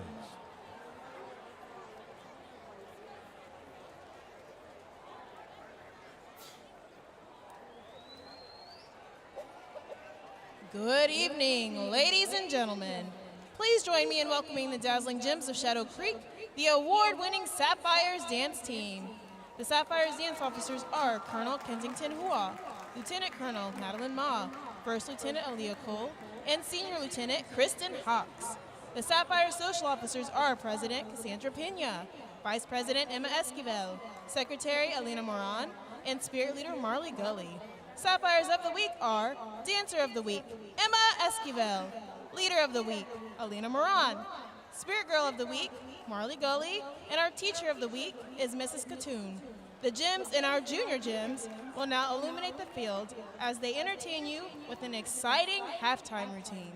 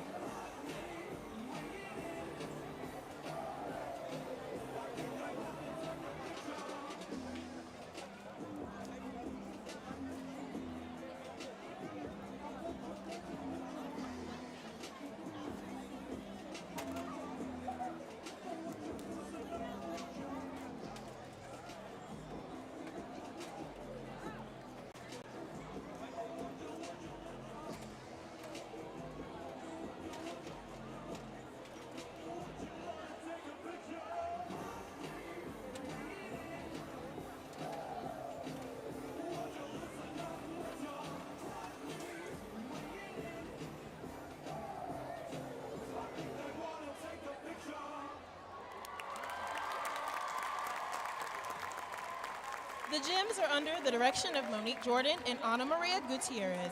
Ladies and gentlemen, get on your feet once again for the Shadow Creek Gems. A special thank you to our presenting sponsor, Granger's Restaurant and Bar in the Museum District, and our gold sponsors, B&B Portable Buildings of Alvin and Pasadena Vision. And now, Alvin ISD is proud to present the Shadow Creek High School Marching Band.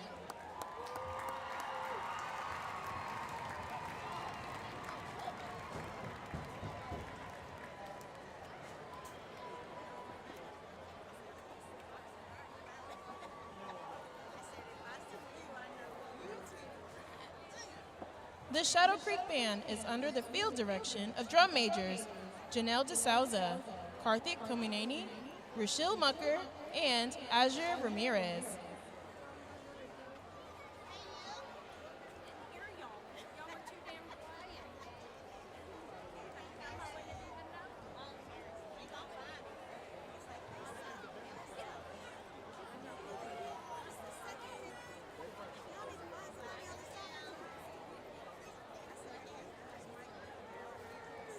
This evening, the Shadow Creek Band will be performing parts 3, 4, and 5 of their 2025 UIL program, The Red Balloon, featuring the music of Hans Zimmer, Richard Salcedo, David Gillingham, and Sarah Bareilles.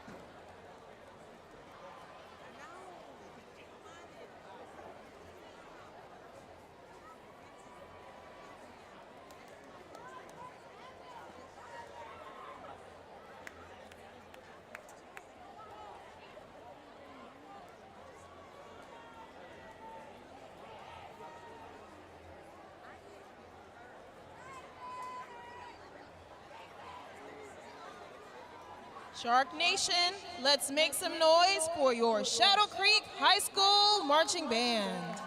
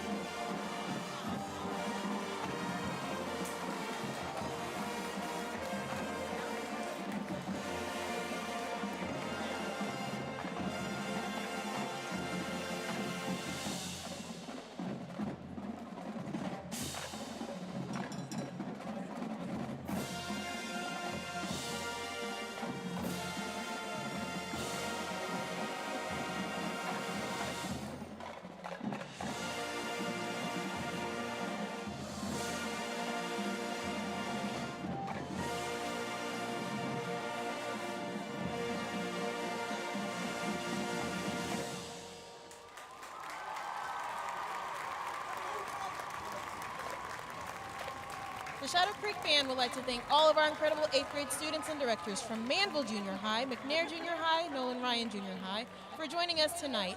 We'd also like to extend a huge thank you to our Fine Arts Secretary, Krista Fusile, for helping us coordinate tonight's event.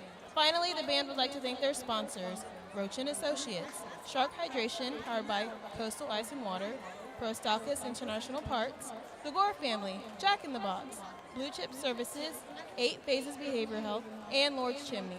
Thank you for your support of these amazing students, and let's hear it one more time for your Shadow Creek High School Marching Band.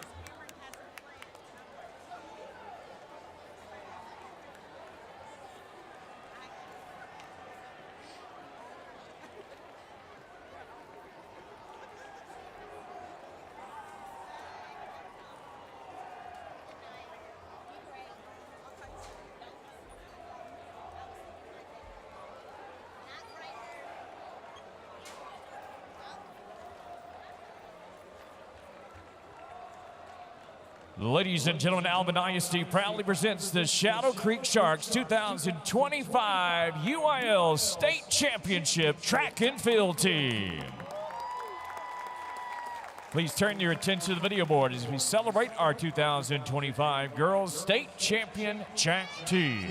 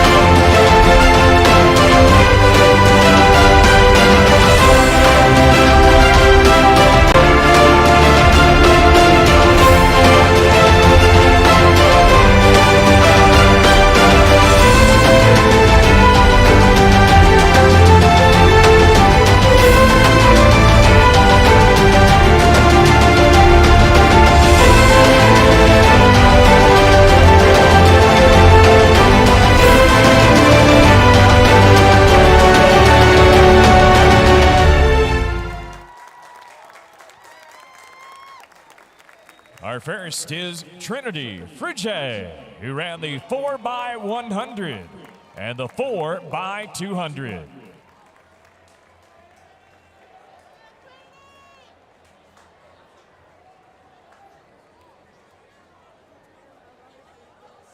Our next is Layla Hudson, who ran the 4x100, 300 hurdles, and 4x400.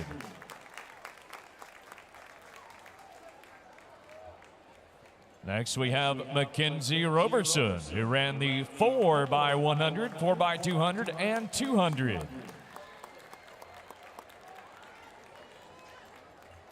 Next, we have Amai Newman, who ran the 400 and the 4x400.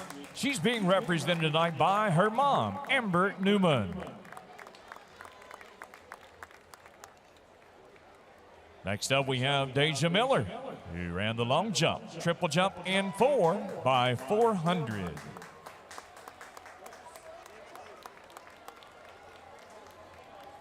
Next up, Madison Moten, who ran the 4x200.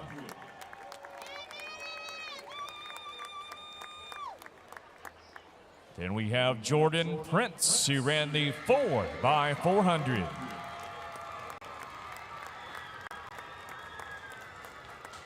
And finally, we have Samantha Craven, who ran the 4x400.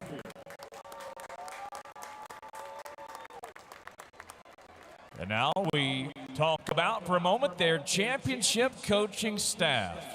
Brandon Bell, Demetrius Woods, Cody Bullard, Shannon Oliver, Renee Glapion, Amber Weinert, and Shadow Creek's head girls track coach, Coach Angel Boyd Thomas, who has been named the Texas High School Girls Track Coach of the Year. Congratulations, Coach Boyd. We are so proud of you.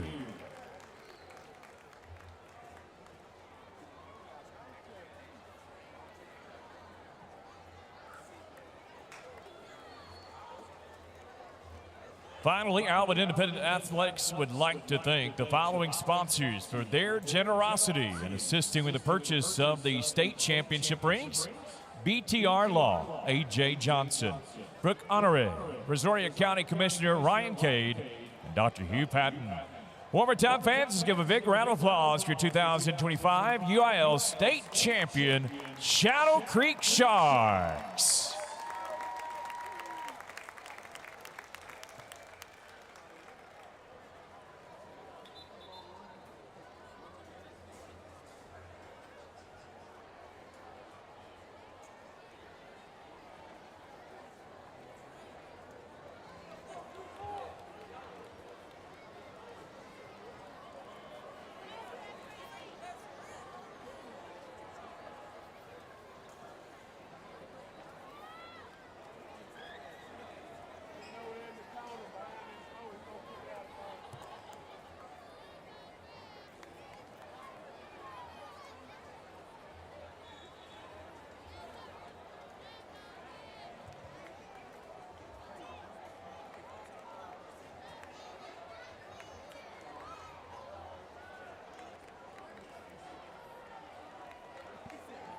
Noah Bella getting set to kick off for the Eagles. Chris Stewart back deep to receive for your Sharks.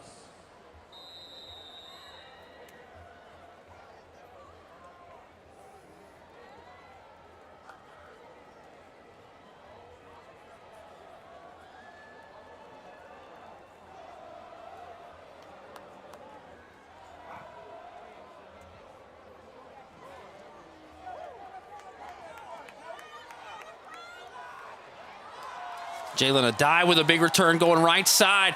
Jalen Adai with a full head of steam. Jalen Adai around the kicker. Jalen Adai with one man to make beat, and he gets around him. There's a flag on the play, but Jalen Adai goes the distance. Goes coast to coast. It is coming back. There is flags on the field.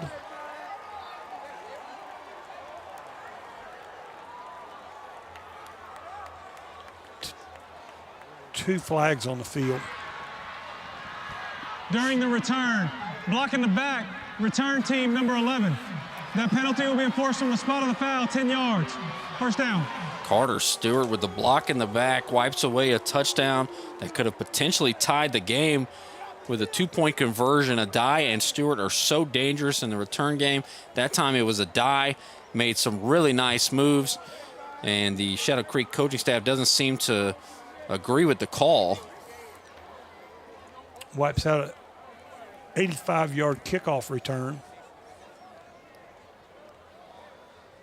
They're going to start back at, the 18. It's been a quick jump back into action here in the start of the third quarter. Great job by both bands at halftime, and they recognized Summer Creek's girls track team for the 6A state championship last spring. Two receivers stacked up on the left side. They'll motion the man from the right side in. It's going to be a handoff going right side, and that's Willis. Willis cut down a nice open field tackle there by Dylan Wilturner. Looked like a gain of just 2.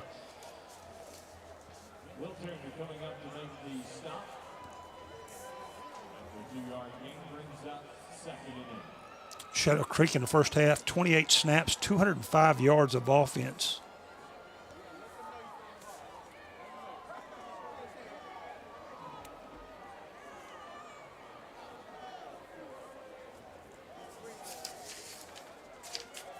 Play clock doesn't appear to be working. And this is going to be a handoff to Willis. Willis splits a gap. Willis keeps churning, and he's going to pick up a first down, a 10-yard run there. Willis didn't get a ton of work in the first half, but he's the bruiser. He just splits a couple of defenders here And just keeps those legs moving forward and falls forward every time. 10th first down for Shadow Creek. Trips to the left, one to the right. Willis on the left hip. And a handoff to Willis going right side, and he falls forward again for a couple. It was Jossier Pace on the first drive and got every carry. Had a really nice first drive for Shadow Creek. And then Willis had 2 carries in the first half. Already 3 carries, first 3 carries of the second half. Now 5 carries.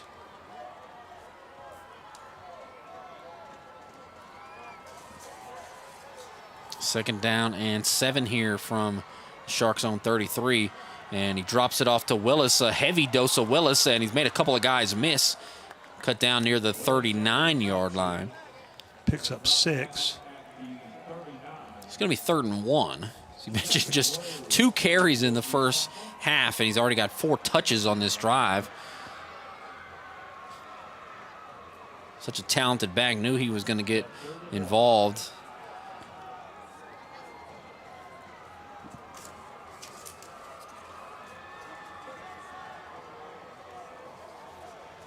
Third and short.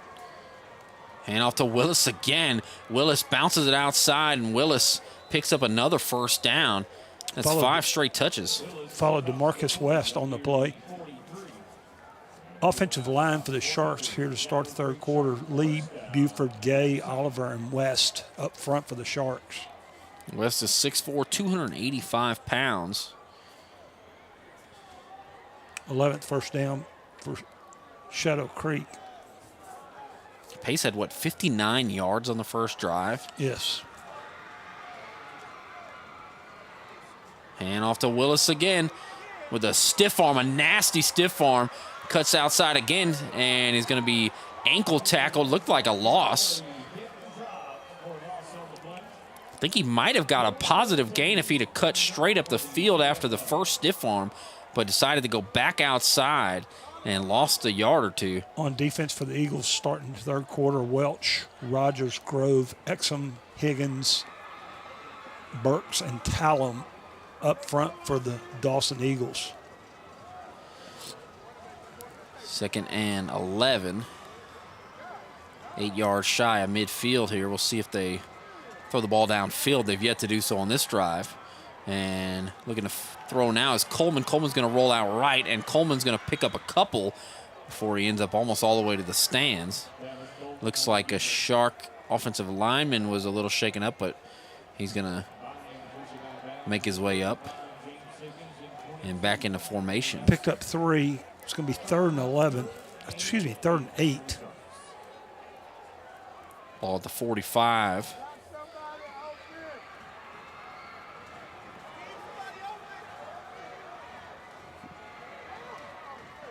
See what they do here on 3rd and 8. 2 receivers stacked up on each side. Looking to pass is Coleman. Coleman's got time. Coleman fires over the middle, and he hits a man. Tackled in the process by Brown. It's Aiden Starling making the catch for a first down.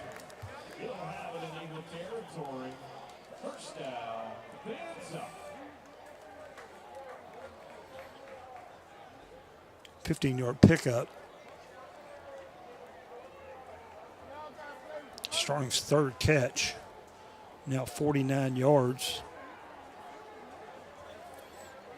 2 receivers on each side. They motion the running back out, and Coleman's going to take off and run. Oh, he's got room to run, and able to get off the block and disengage pretty quickly, keeping it to just a 6-yard run there. Looked like that was James Higgins making the tackle. Travis Coleman now 11 of 19 passing, 134 yards.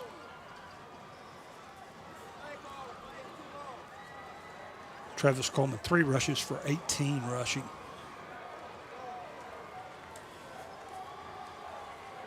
Second down and 4. Hand off to Willis. Willis bounces it outside, gets around the edge, and met at the 29-yard line.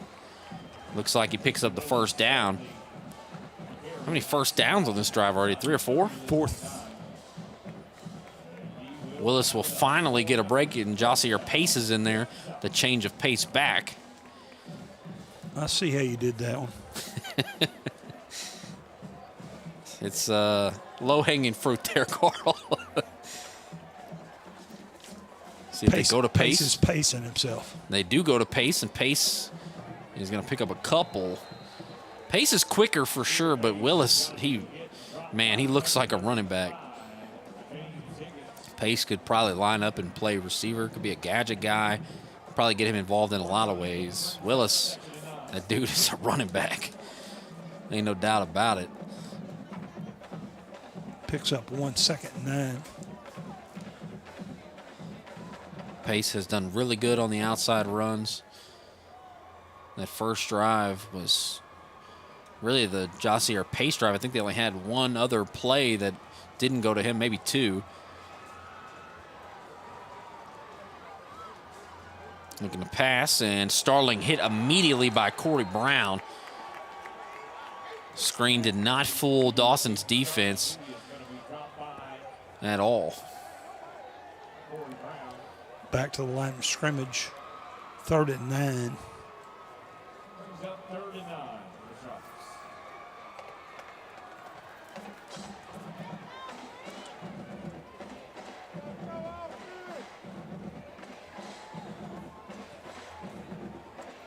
Looks like Jalen Adai is limping, and they're going to send somebody out there as Adai can barely get to the sideline. Looks like they're going to probably blow it dead as Adai was just maybe getting a huge cramp. Not to speculate, but he was signaling for quite a while that his leg was bothering him.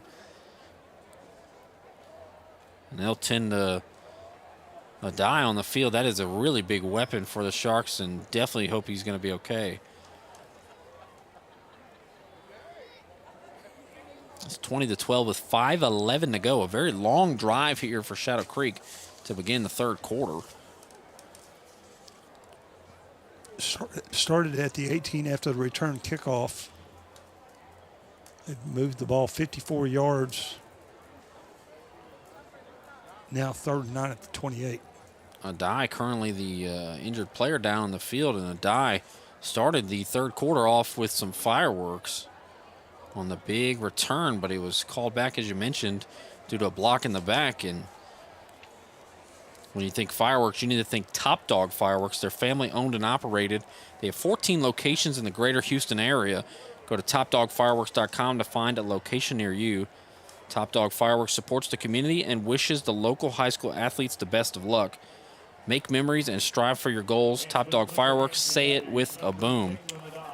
Is Adai able to make his way towards the sideline now as they'll stand him up? Hopefully he's going to be all right. Walker on his own, it's a good look. I think he caught like a thigh cramp. He was smacking his own thigh on the... He's still stretching. I think he's exactly. It's... He's going to try to get that worked out. Hopefully he's going to be all right as they're stretching his thigh for sure right now. But it's 3rd and 9 on the field. And Coleman just drops a screen off to Willis, and it was read well by Dawson. They stop him for a loss. A big play for Dawson after a really long 7-minute plus drive. It's going to be 4th and 12, maybe 13. Definitely a loss there.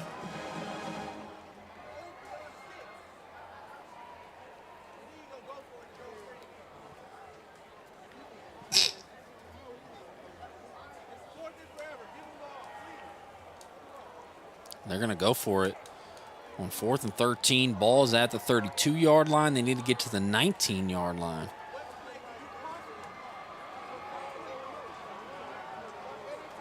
Shotgun snap. 4-man rush, not getting any pressure. Fires to Stewart and misses. Turnover on downs. And how about that? An 8-minute near drive does not result in any points for the Sharks. Sharks in the first half outgained Dawson. Sharks with 28 snaps first half, 205 yards of offense. Dawson with an 8-point lead, 132 on 22 snaps.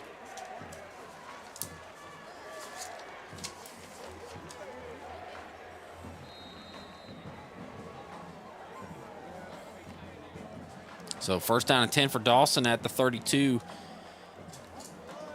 Trips to the left. It's going to be a handoff and a nice little run there for Greg Earl, senior running back. Another running back who looks like a running back. No doubt about what position they play. Ball at the 38. Greg Earl now 6 carries, 31 yards. That's 5.2. Second and 4 for the Eagles. And Brown's going to keep it, but he slips, and he's met for a loss of a yard. He needed to hand that one to Earl.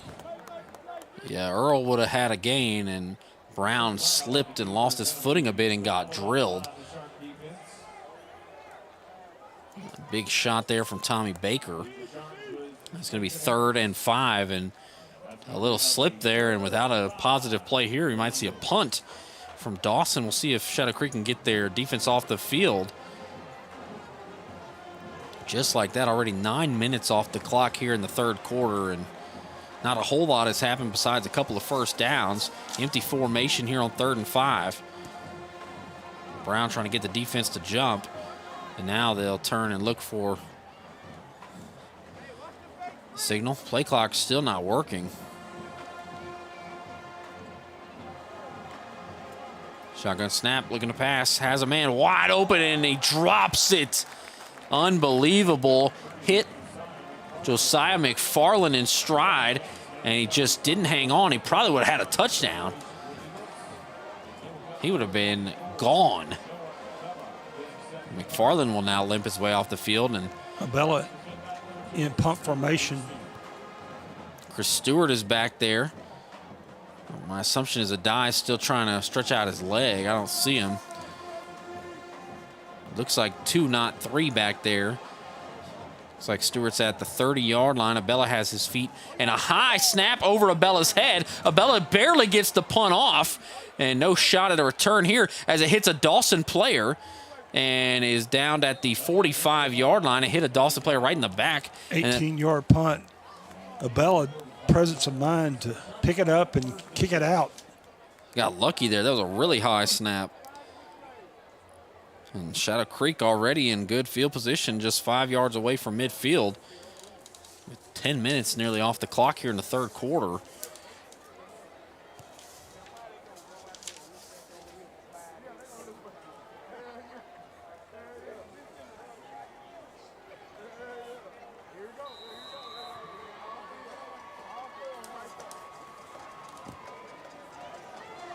First and 10 from the 45.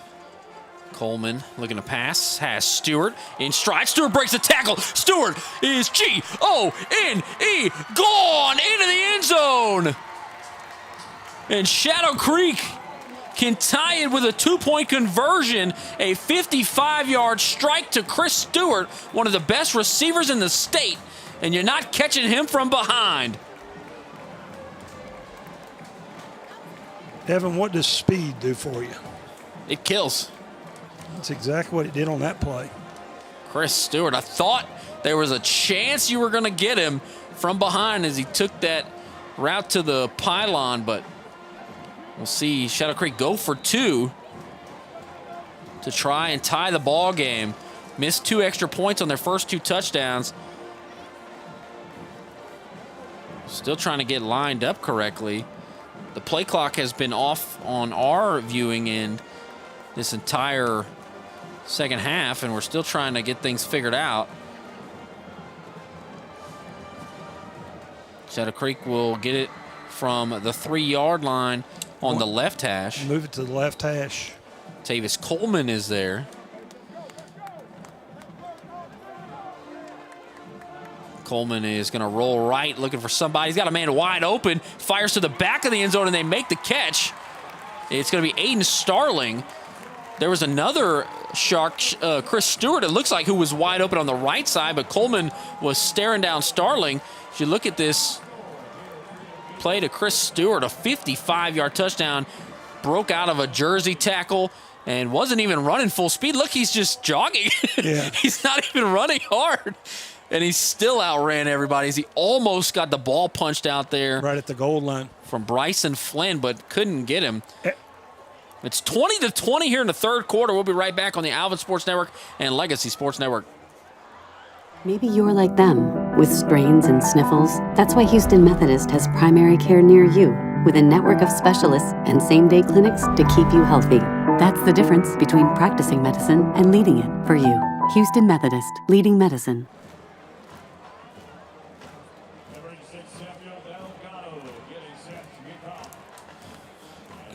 Carl, we got a ball game here at Freedom Field, 20-20 with 2:13 to go in the third quarter. Chris Stewart only play goes 55 to the house, and then Travis Coleman hits Starling for the 2-point conversion. 20-20, 2:13 left in the third quarter. We got us a game.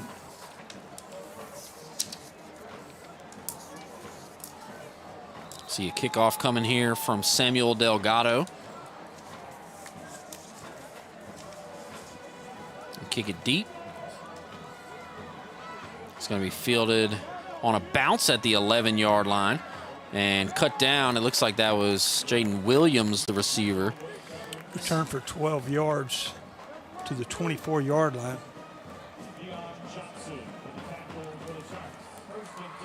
2:08 to go. Dawson had some pretty good drives. The last one was not it, but they had a chance to get a touchdown of their own if Josiah McFarland didn't drop that ball in stride over the middle of the field. 3 and out for probably the first time. I don't know if they had another 3 and out. Maybe the other one was right before the half.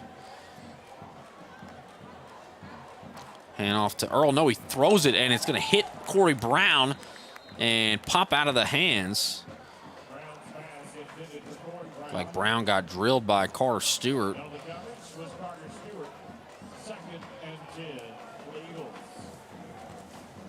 Second down and 10, and that's another ball that hits a receiver in the hands. And Brown, the quarterback Brown, Luke Brown, has done a really good job putting the ball in the money tonight. Oh, he has. Luke Brown, 10 of 14 passes for 84 yards. When the touchdown was thrown by Wesley. A lot of short passes, though, but the last 2 passes he's thrown have hit his receivers in the hands.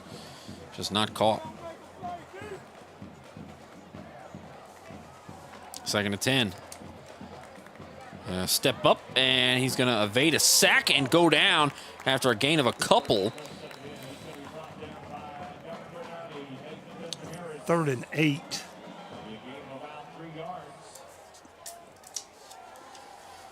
So it's going to be 3rd and 7.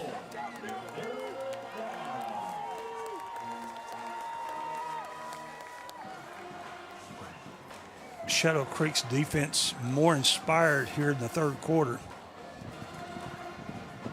Clock nearing a minute or so before they're going to snap this ball. Trips to the left. We have no idea about the play clock. I'm assuming someone's keeping it somewhere.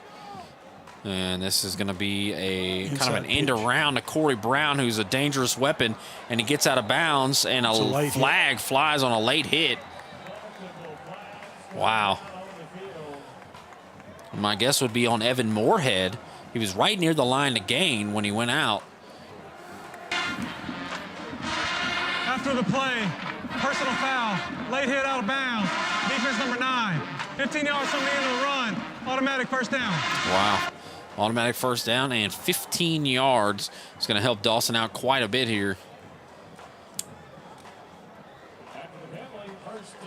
Play's going to pick up 7, and they get a first down. Going to move the ball up to the 47-yard line. So, Carl, which official is keeping the play clock since we can't see it? Back judge does. He's got a stopwatch or what? Yes, he got a stopwatch.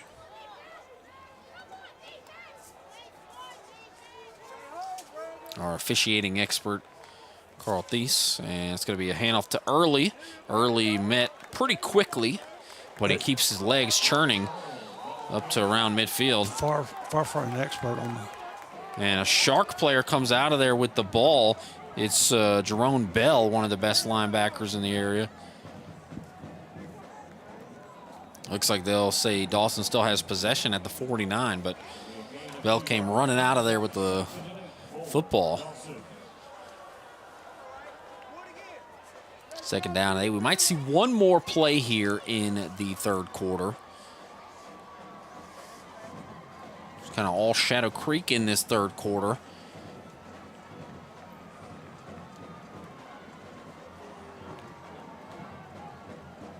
Jalen Adai still trying to get stretched out here on the sideline. Play clock at 15, or the game clock at 15 seconds here.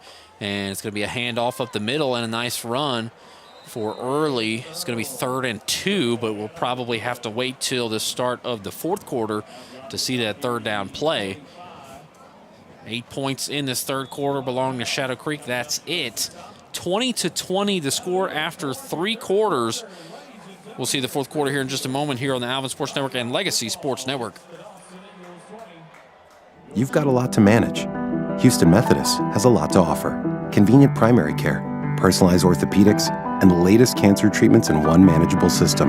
That's the difference between practicing medicine and leading it. For you, Houston Methodist, leading medicine.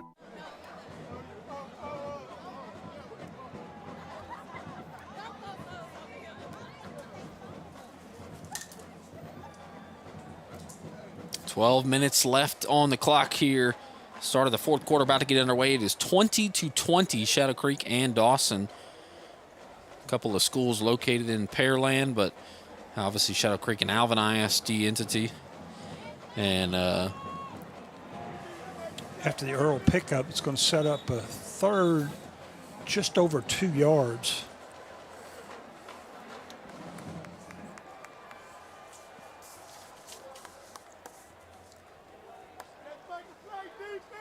This is a district, Carl, that's probably going to be ran by the Pearland schools, Dawson, Pearland, and Shadow Creek. Pearland's supposed to be really good this year. I haven't seen them yet.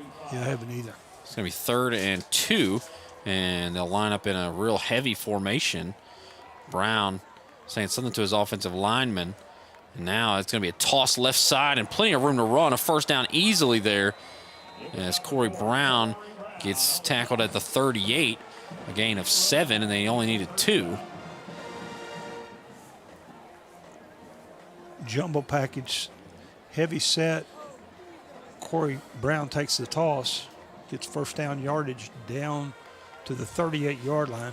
It's a really good play design, and Corey Brown, they just love to get him involved any way they can. He's been great on defense. He has been great in the run and pass game. They come out in this similar formation. It's just flipped. Hand off to Corey Brown, and he went forward for a yard or 2. He's looked really good, though. I mean, he's looked like probably their best athlete overall. I love getting your guys the ball any way you can, especially when they're that talented. Picks up 2. Second down and 8 from the 36. Need to get to the Sharks 28 for a first down. Clock will probably get a little closer to 10.5 minutes. Trips to the right. Nobody on this bottom of your screen here.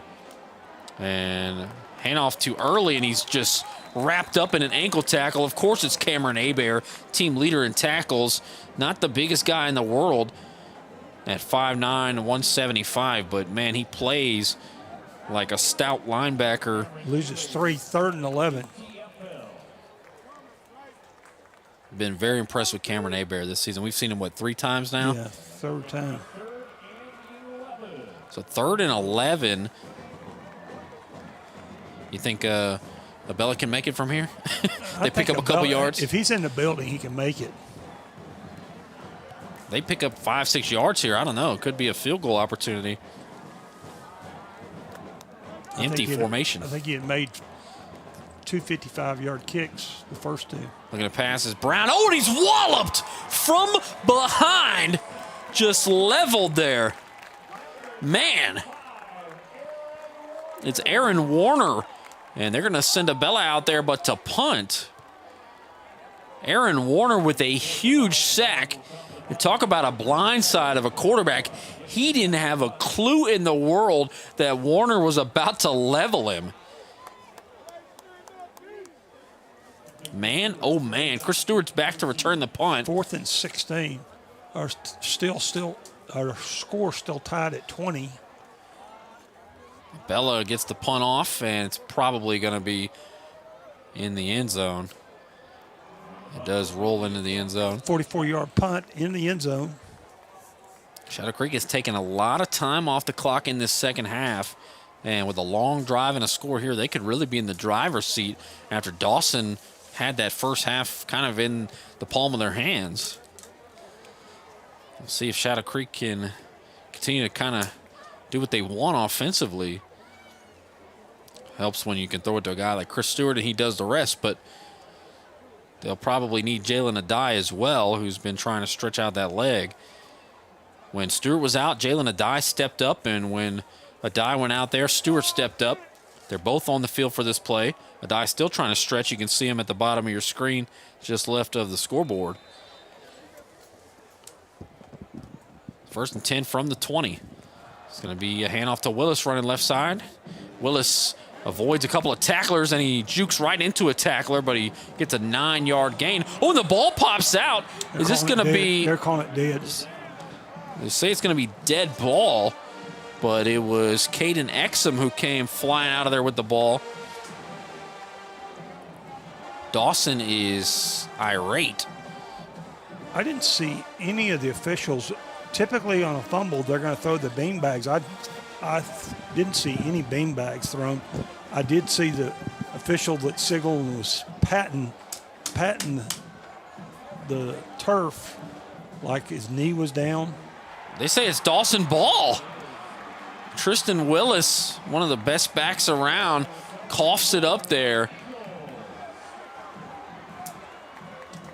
Shadow Creek just fumbled, and the cheerleaders are throwing shirts to the student section. And the student section for Shadow Creek is erupting after they just fumbled.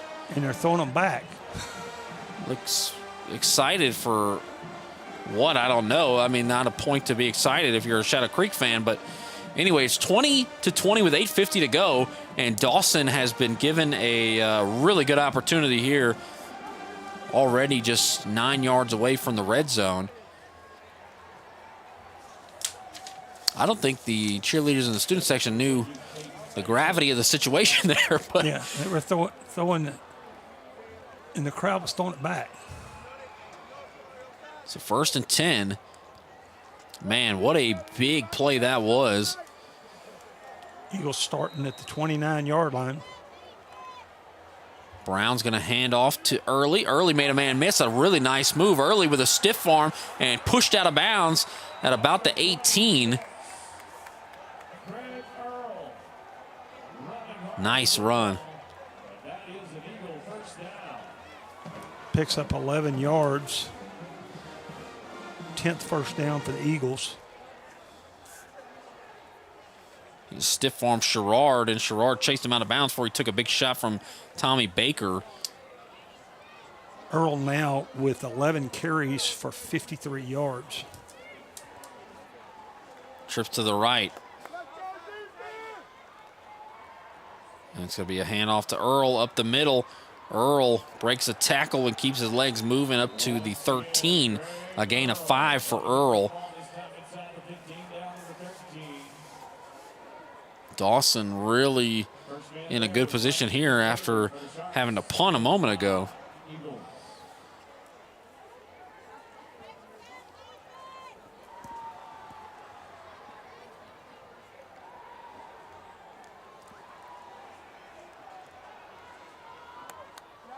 Trips to the left now on 2nd and 5. Brown rolling right side, fakes the toss, runs up the middle and gets hit. And maybe a yard of gain there. The Sharks defense, they want to take the pitch man away. They want Luke Brown to cut up there. He's not near as dangerous a runner.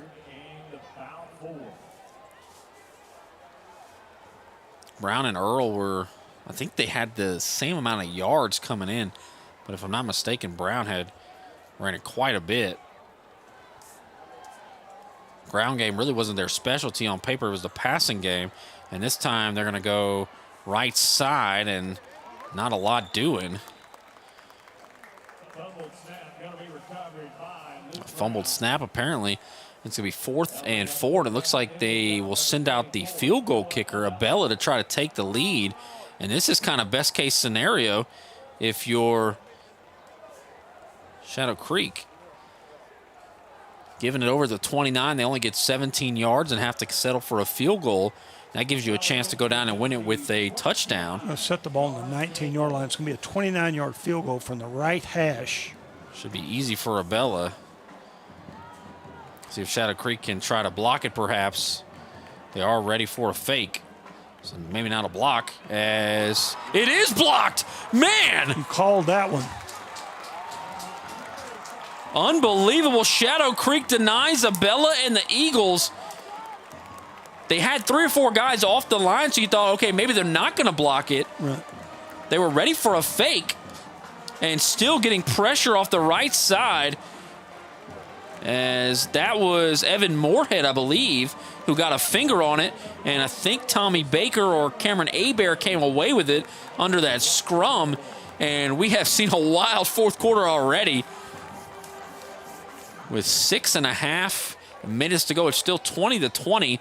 The officials conferring. What do you think about? I'm not sure.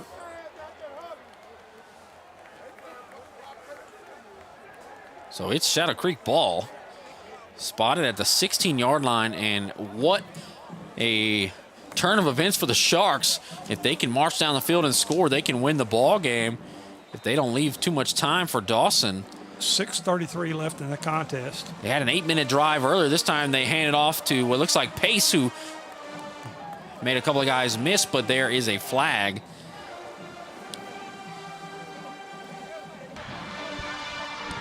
Holding. Offense number 75. That penalty will be forced half the distance to the goal from the previous spot.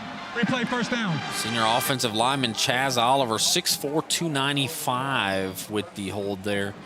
But we saw Shadow Creek, the opening drive of the third quarter took almost 8 minutes. And they didn't even score. They had more field to go. If they would have had a longer, methodical scoring drive, it could have been 9, maybe 10 minutes long. As the official said, half the distance on the hold. 1st and 18 back at the 8-yard line. It's going to be tough for the Sharks to overcome this. See what they do here. Tavis Coleman looking to pass. He's got all day. Coleman firing a deep ball looking for Stewart, and it's going to be picked off. Unbelievable. Picked off by Bryson Flynn, who made an over-the-shoulder grab. He looked like a receiver on that one. Stewart wasn't even that close to Flynn. Stewart went to the seam of the field, and the pass was thrown toward the sideline. Stewart, with his speed, made up for it, but wow, not before the interception occurred.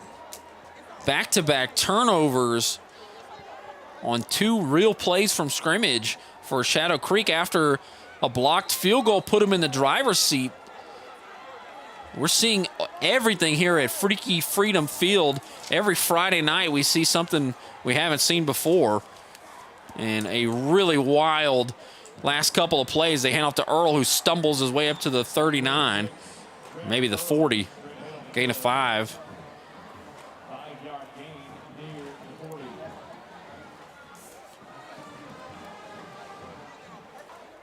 Now Dawson sitting pretty here.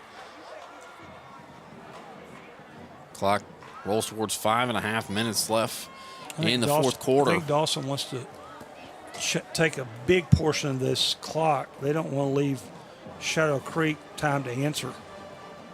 It's tough. You don't want to be too conservative, but you also got to run your offense. It's tough. We'll see what they do. It seems like either way they're going to have a great situation here as they go to Earl running left side, and Earl is going to back his way for a first down. They went the last 5 yards running backwards. And Earl is tough to bring down. Picks up 7. 11th first down for Dawson. So the handoff to Earl just gets around the edge, and they stand him up, and he just starts driving his legs backwards. He's powerful. That is for sure. Clock under 5 minutes. I would imagine they'll keep running until Shadow Creek stops them. As you mentioned, they'll probably want to run a lot of time off. Both teams have all 3 timeouts. Shadow Creek had to burn some early in the first half. Brown in the shotgun.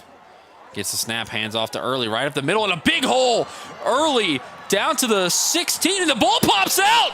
Did Shadow Creek force a fumble? They did. What is happening at Freedom Field? 3 turnovers and a blocked kick in the last 7 minutes? In the last 5 minutes. Early had a huge run as he just split the middle of the defensive line and poking it out from behind. It looks like that's Brennan Sherrard, and then Tommy Baker comes flying in, and once again, the momentum swings to the Sharks. Anybody's game with 90 yards of field in front of them, but nobody can just control the ball. A block kick, 2 fumbles, and a pick. Davis Coleman, hands off, up the middle. Willis breaks the tackle. Willis drags the defender up to the 16. Hanging on for dear life to Willis's ankle there was Nathaniel Talome.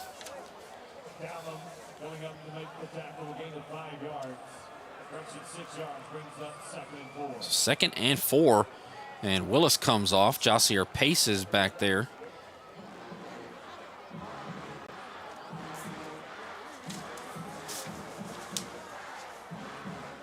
Looks like Stewart and Adai are stacked up here at the bottom of your screen. It's a nightmare duo. Some double troubles, a motion Adai over. And now a handoff again to Jossier Pace. Jossier Pace bounces it outside, and he goes out of bounds at the 23-yard line. Clock still running.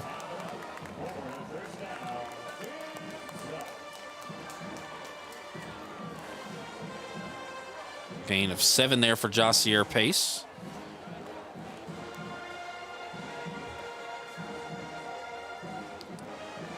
A lot of pointing from Shadow Creek. They're all pointing at the scoreboard. Trips to the left, one to the right. Running back on the right hip is Pace.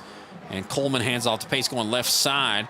Pace cuts back into the middle, and not a lot of room there as he's driven down. Just a couple of yards for Pace. How much are these coaches preaching ball security? Exactly. To the way this fourth quarter is gone. Pace comes off and Willis comes in. 2nd down and 7.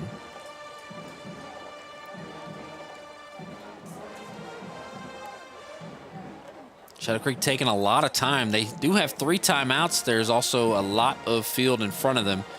Obviously, the kicking game not really a part of this team composition.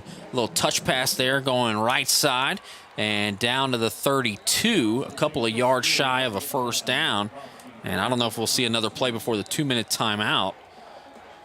Looks like Shadow Creek takes a timeout with 2:15 to go. Creek, their first timeout of the half.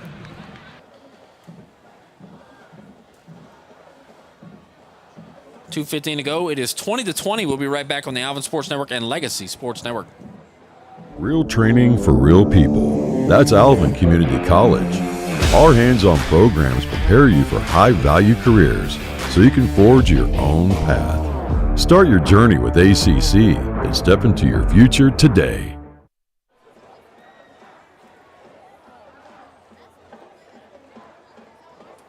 $2:15 to go. First timeout used by Shadow Creek. Evan Geiger and Carl Thies here at Freedom Field for a really good game between a couple of schools located in Pearland. Alvin Shadow Creek Sharks trying to march down the field and get a victory. Neither team has lost in district yet. And neither team wants to do so here. Handoff up the middle and exploding through the hole is Tristan Willis down to the 40. A gain of 8 and a first down.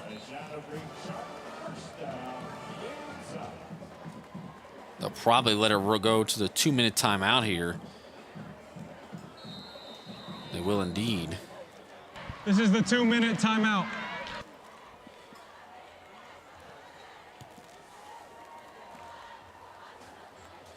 Two minutes to go here. 20-20. Shadow Creek has the ball at the 40-yard line. 60 yards of field in front of them. We mentioned the kicking woes. Went for 2 the last time, and they got it, which made it a tie game. Really made it anybody's game. But Shadow Creek, they continue to pick up first downs. They're going to have a chance to at least not lose this game in regulation. Dawson does have 3 timeouts, which I'm sure will come into play if Shadow Creek gets stopped. We'll see how it'll boil down here. Both teams have ran the ball pretty well, but also have coughed up a couple of fumbles. Tristan Willis fumbled on the first play of a drive. And then we saw a punt after a big sack. Then Coleman threw an interception. Earl had a big run. He fumbled it. Also had a blocked kick. Looking downfield, looking for a die. Has him in stride, and they'll say incomplete. A die. Swore he made the catch, and coverage was Brown. He did make the catch. I think they said he was on the white, out of bounds. Cameron Abear helping him out with his shoulder pad. Not a lot, but an incomplete pass there. 2nd and 10. Adai did go up and make the catch, but as you mentioned, just barely out of bounds apparently. Stewart and Adai are some great weapons. You've obviously been running the ball well with Willis. We haven't seen Bryce Coleman get super involved yet. Travis Coleman, 15 of 26, 192. A lot of weapons for the Sharks, and Chris Stewart and Jalen Adai, we're looking at you. Looking to pass again as Coleman. Oh, and he's sacked, brought down. We have not seen Coleman get really pressured much tonight. Stewart's all the way down at the 15-yard line, and Shadow Creek doesn't appear to want to use a timeout, but it's going to be 3rd and a lot. 3rd and 15, and what a big sack that was.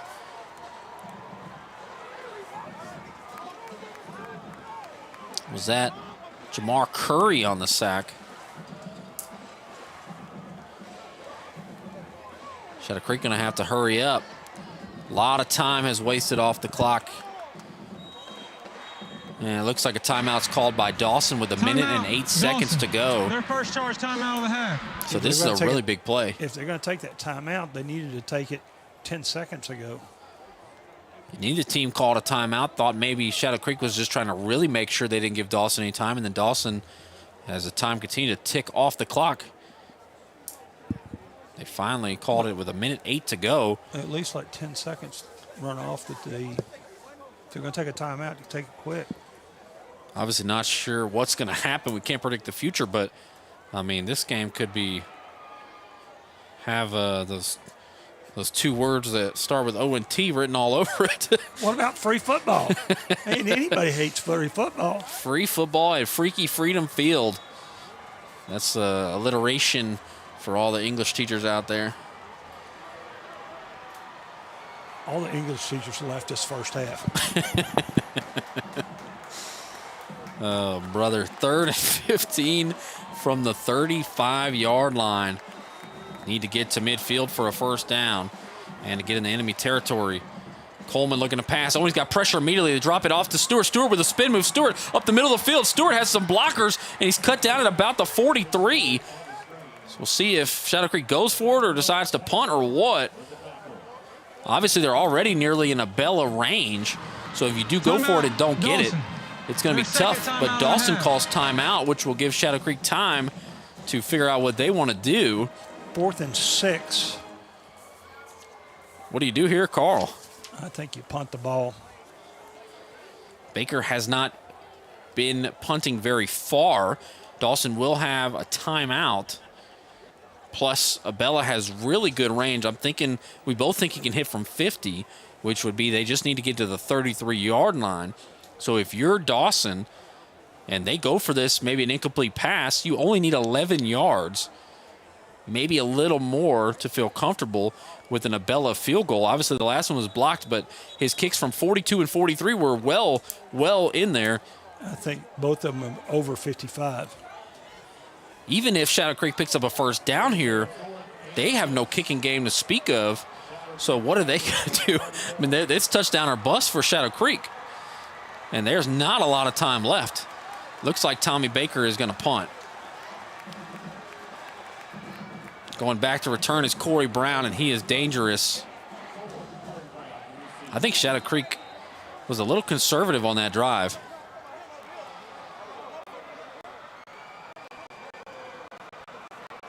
Baker to punt.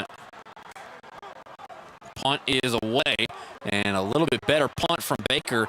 And it bounces and picked up by Brown. Brown breaks a tackle. Brown gets away from a couple of Sharks and is cut down at the 27.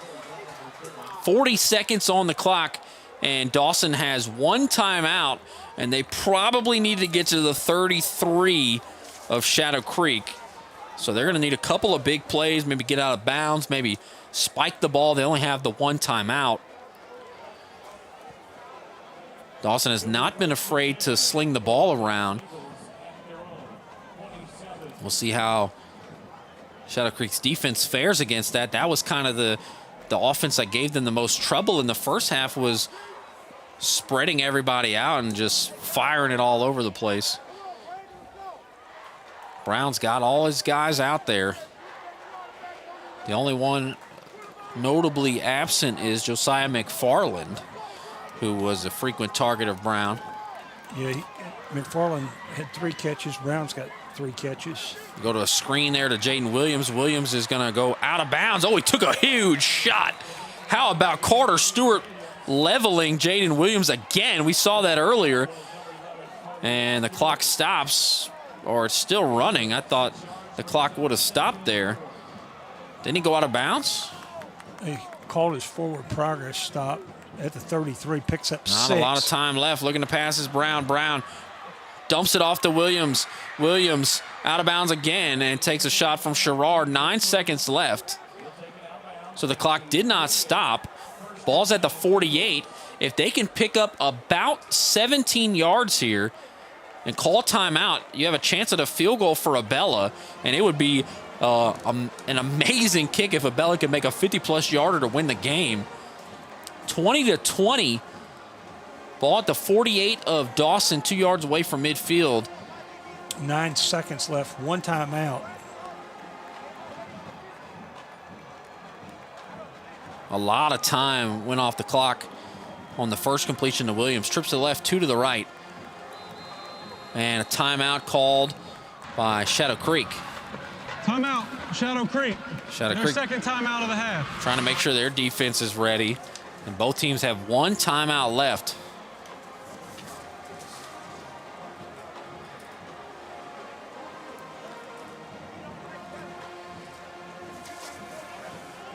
Nine seconds to go. 20-20. Potentially free football at Freedom Field. But Dawson and the spotlight is on Noah Abella, the senior kicker, who is really, really good. Great numbers for Abella this year. Obviously the blocked kick earlier, but if he can get one off.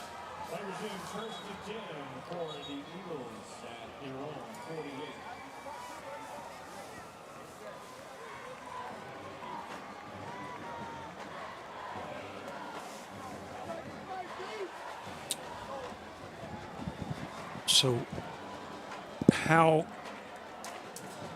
long would you let him try the kick? If you get down to, say, the 40, that would be... That'd be a 57-yarder. 57-yarder, would you let... That'd be pretty long for a high school kicker. I mean, how many kicks have you seen that distance in high school football? I've seen one kick that far. Looking to pass as Brown, pressure in his face, drops it off to a man, and not going to get anywhere near enough. And Dawson's going to call timeout. They're going to have to try for a Hail Mary. Timeout. With 2 seconds left. Dawson, their final timeout of the half. They will spot the ball at the 49, so only a 3-yard pickup as they try to run a screen there. The receiver was Calvin Wesley, who threw a touchdown pass earlier on a trick play. Just a 3-yard pickup. They lose 7 seconds, and Abella cannot hit from here. This would be a 66-yarder. I think the longest field goal I've seen in high school was like 54 yards. I can't even remember. I got to see the best kicker I saw was Bubba Baxa for Pasadena Memorial. Yeah. And he went to U of H. Baxa was very, very good to 50. And he always kicked the ball out of the end zone. I'm sure a lot of great kickers in the NFL have come from Texas, but I don't know, high school is a little different from the NFL. You don't see a lot of 60-plus yard attempt. Usually when you get between the 40s, you're probably going to go for it on 4th down. Right. So 2 seconds left. Empty set, and the deepest guy is just 15 yards away. Surprised that Shadow Creek hasn't really backed the guys up. Trips to the right, 2 to the left. Last play of regulation here. And there's a timeout called by Shadow Creek. And now nobody has a timeout. Shadow Creek, their 3rd and final timeout. Nobody has a timeout. 2 seconds left in the 4th quarter. Wow, Shadow Creek ready to get their defense prepared, but aren't you surprised they didn't have anybody back further? Yeah, I really am. Almost all teams always put 2 deep safeties and back them and basically just tackle after the catch gets made. You could rush 3 and send 8 guys back and have 3 guys at the goal line. I mean, you don't want them to get burned over the top, and they came out in regular man coverage like they're trying to stop that screen like they have been all day. And, I mean, I don't know what Dawson has drawn up here, but my guess is a Hail Mary or a hook and ladder. I mean, I don't know what else you draw up on the last play of the game from the 49. 2nd and 49 is what it is. Yeah, I mean, you're absolutely correct. 2 to the left and 3 to the right. All alone is Luke Brown. A 3-man rush coming for Shadow Creek. They've backed the guys up a little bit further, and Brown is going to roll out left, and he could have stayed in the pocket and tried to make something happen, but he just rolled out left and just took a sack. That's it for the end of regulation. It's 20-20, and we will see overtime at Freedom Field. Free football. Take a break on the Alvin Sports Network and Legacy Sports Network. Be right back for overtime. Maybe you're like them, with strains and sniffles. That's why Houston Methodist has primary care near you, with a network of specialists and same-day clinics to keep you healthy. That's the difference between practicing medicine and leading it for you. Houston Methodist, leading medicine.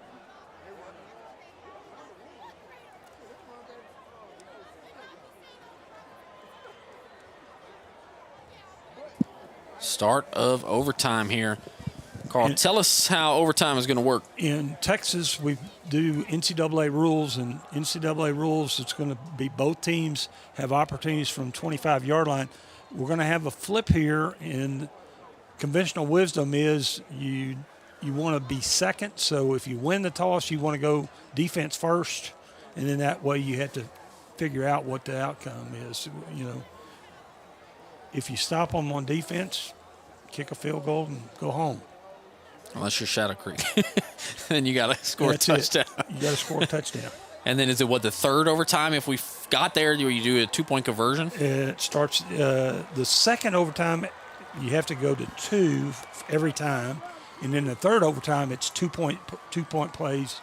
For the rest of the game. For the rest of the game. So one team, you start at the 25. Both teams get opportunity from 25, and you can go for 1 or 2 after the first overtime. The second time at the 25, and then you have to go for 2 at the second. In the 3rd overtime, it goes 2-point conversions only until a winner gets decided.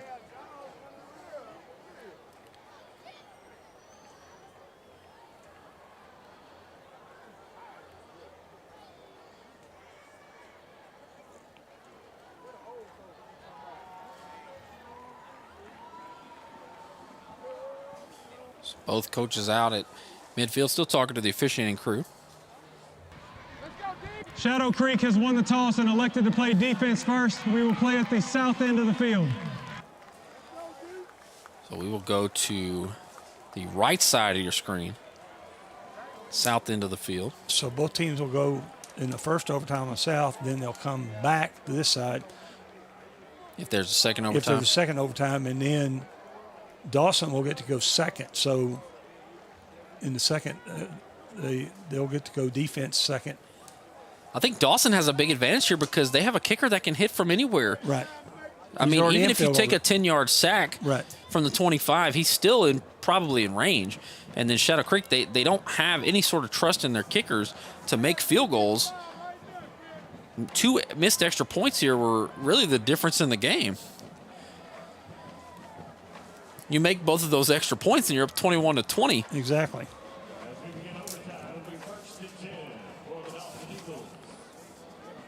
Dawson made 2 field goals, a 43 and 42-yarder, and that would be right where you are right now, would be a 42-yarder. So they're in field goal range automatically. Handoff. No, he's going to pull it out and fire it, and incomplete. Looking for a man. And an incomplete pass for Calvin Wesley. Looks like another ball that hit a receiver in the hands and just wasn't caught. It's kind of hurt Luke Brown tonight. The big one to Josiah McFarland earlier and a couple there by Wesley. That was a wild fourth quarter, Carl. With no scoring. Looks like Wildcat, or no, he's under center.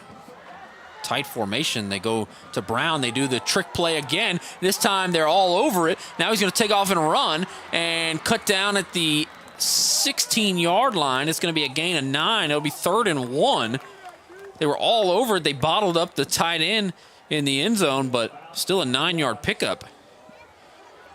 Brown flips to Wesley, and Baker chased him down and forced him to run before he was brought down by Aaron Warner. 3rd and 1, need to get to the 15-yard line. Come out in this power formation again. And they toss left side to Brown. Brown picks up the first down. A couple more than he needed, down to the 12.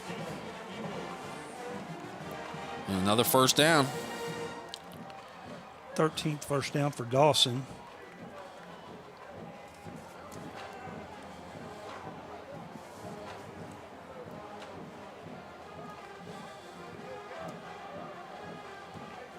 Trips to the left. Earl on the left hip of Brown. They hand off to Earl. Earl up the middle, pushing his feet, but didn't get a ton. It's going to be 2nd and 8.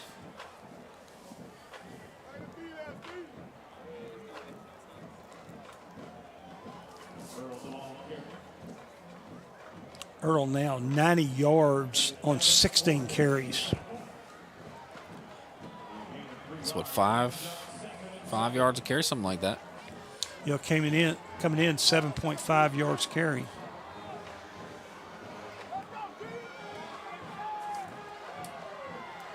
Second down and 7 from the 9-yard line. Get a first down at the 2. We're looking to pass and firing a jump ball for Brown, and it's incomplete. Sherrard in coverage. So 3rd and 7. And like I said, Carl, I just feel like at least they know they have a field goal in their pocket. It's kind of an advantage. It definitely is. If Shadow Creek can hold them to a field goal and score a touchdown, obviously they'll win, but they have to score a touchdown basically to win this game. And from the 25, it's doable for sure, but it's a little more pressure.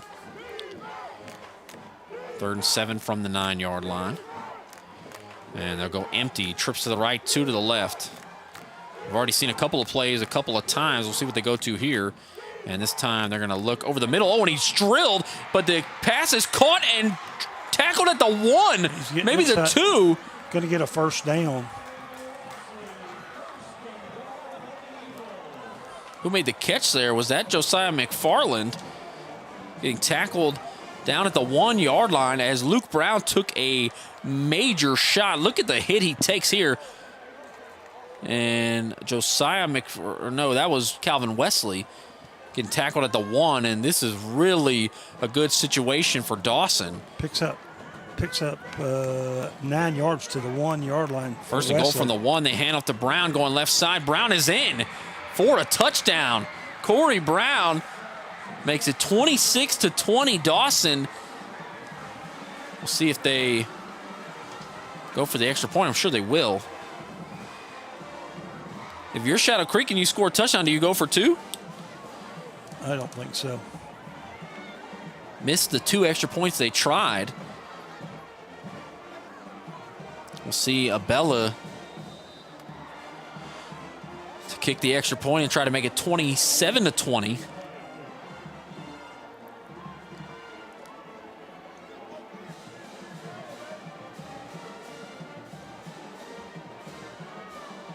Kick is up, and it is good. Dawson leads 27-20, and Shadow Creek will now have their shot. They have to get a touchdown and at least 7 points to avoid a loss.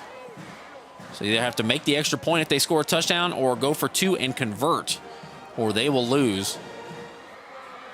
Already been a fantastic game. We'll see what else awaits us here. At least one more possession from the 25. In that first overtime, 25 yards, 7 plays. Corey Brown, 1-yard run. Abella, extra point kick good. 27-20 as Shadow Creek is going to have the possession at their 25-yard line.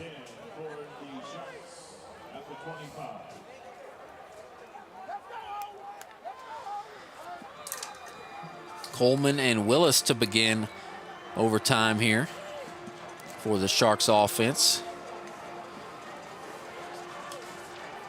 First down from the 25. Coleman trying to get the defense to jump off sides. Now the Sharks will turn and look at the coaching staff.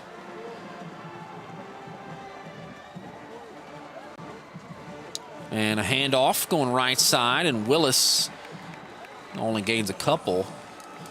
Carl, how hard is it for these players to know about where the play clock is without any visual indicators? Yeah, it's anymore. Every stadium has those things, so they automatically are looking at them, and it's got to be difficult because they don't know anything different. So 2nd and 7 from the 22, and it's going to be Coleman looking to pass. Coleman looking for Stewart, and was that caught? Wow, Stewart hanging on through contact to make the grab, showing off why he's one of the best receivers in the state. Look at this, kind of a short post route, and through the contact, getting hit there by Bryson Flynn, making the catch, and it's 1st and goal. Picks up 13 to the 9, 1st and goal. See if the Sharks can score a touchdown here. And a handoff to Willis running right side. Oh, he bowls somebody over. Tristan Willis. Man, a nasty run. Ball spotted at the 3, a gain of 6 on 1st and goal. And they'll hand off to Willis again. Willis gunning forward down at the 1. So it's going to be 3rd and goal from the 1, and Shadow Creek is going to have 2 chances to punch it in. And if they do, the situation we talked about would come up. Do you kick the extra point to go to a 2nd overtime, or do you go for 2? And we'll see if Shadow Creek can punch it in first. And we'll cross that bridge in just a moment, perhaps. They've got to score on the next 2 plays. 3rd and goal from the 1. Willis on the right hip. Coleman runs right side, and he's going to be cut down for a loss. And now we'll see a play for the game. It'll be 4th and goal from the 2. And Shadow Creek will have to score. A big tackle there from Higgins. James Higgins, the senior linebacker, 223 pounds, flies in there. And Shadow Creek will use their timeout. This is their lone timeout of the 1st overtime period. So no timeout left for Shadow Creek if something goes awry pre-snap. Dawson does have a timeout, and they may elect to use it on a play for the game. Up 27-20 with one play left, potentially, if Dawson could get a stop. Do you risk passing here? Do you run it? You're on the right hash. I think you look for Stewart. You get big plays. Big players make big plays.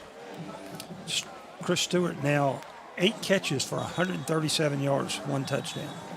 Stewart is one of the best receivers around, no doubt about that. The UT commit is a fantastic athlete. You see a die on the bottom of the screen.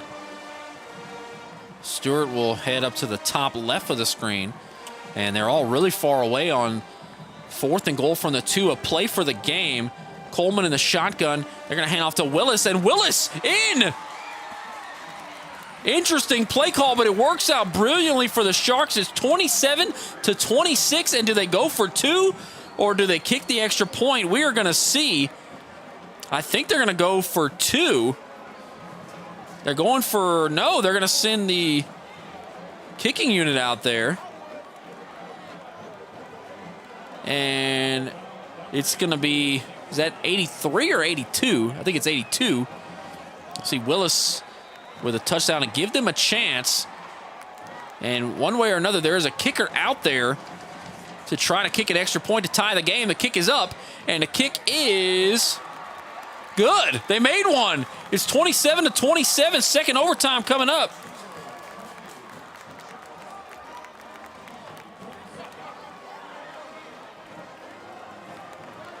Extra point was made, and I believe that's Signs. Nick Signs, the sophomore kicker. Pearland Dawson has elected to play defense first in the second overtime. We will play at the north end. So they'll switch ends of the field, move from the right side of your screen to the left side of your screen, and Dawson will now go second. So we've got a second overtime, 27-27.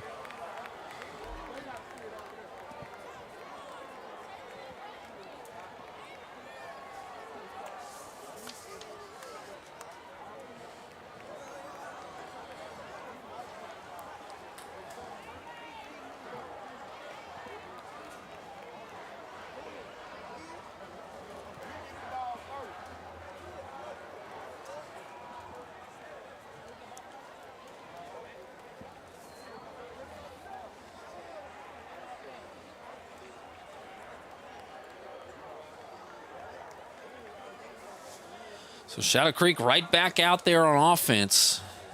And they've really got to score a touchdown to feel comfortable. If they don't score, would you kick a field goal? If I'm Dawson and Shadow Creek doesn't score, I think you just run the ball until they stop you, and then you kick a field goal if you can. They do an end around to Stewart. Stewart's going right side. Oh, he's looking to pass. Has a man open and overthrows a die. A trick play almost worked out there. I thought Stewart was going to take off and run, but right near the line of scrimmage, he fired it to a die and just overthrew him. Obviously, Stewart not a quarterback, but nearly a touchdown on the first play of the second overtime period. Now it's 2nd and 10 from the 25. It's kind of the first trick play we've seen all night from Shadow Creek. We've seen Dawson run a couple. I think Stewart had enough room to pick up 5 or 6 yards. Definitely could have. Going for a kill shot there right off the bat. Willis on the left hip, and they'll hand off to Willis, running right side. Willis breaks a tackle, breaks another, still on his feet. Willis! That is a bad man. An 8-yard pickup just rumbling through Eagle defenders. Should have picked up 3, now picked up, looks like 8. When Jossier Pace was running all over the defense, if you were thinking, keep him out there, this is what Tristan Willis brings to the table. He is tough to bring down. He's got a low center of gravity, the big thighs. He runs hard, and he showed it off on that play. 3rd and 2 for the Sharks.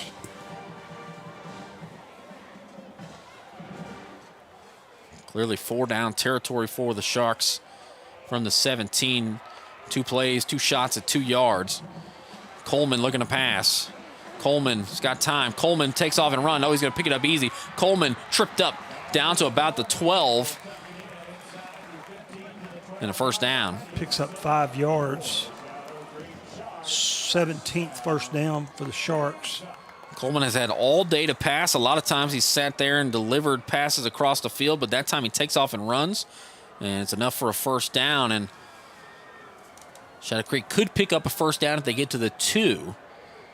They're 12 yards away from the end zone. Anybody's ball game here in overtime number 2.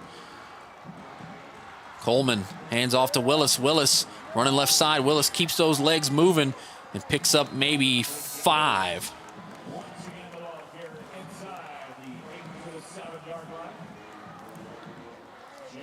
Second down and 5 from the 7. Willis now 18 carries for 76 yards and that touchdown in the first overtime.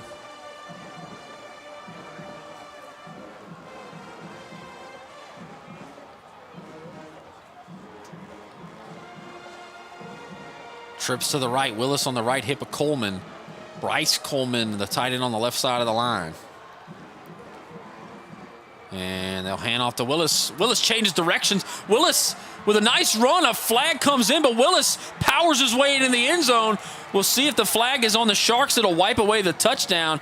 I think it will. Holding. Offense number 53. 10 yards from the previous spot. Replay second down. Holding wipes away the touchdown, and that's DeMarcus West. And that's going to be a tough penalty to overcome. Summer Creek now 5 penalties for 53.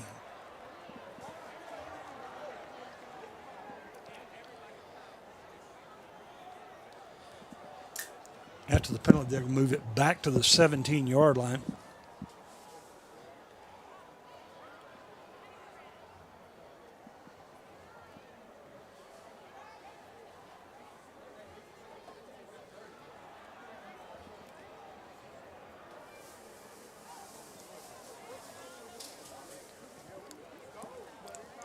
Fantastic game here, 27-27, second overtime period.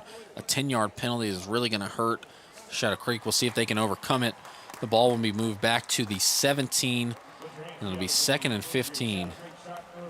And it looks like Tristan Willis was a little shaken up there after his touchdown run was called back.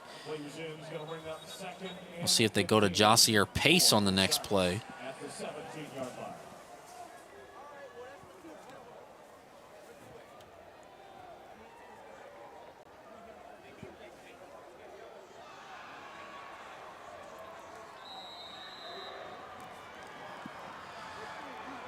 Pace will be in the backfield with Tavis Coleman.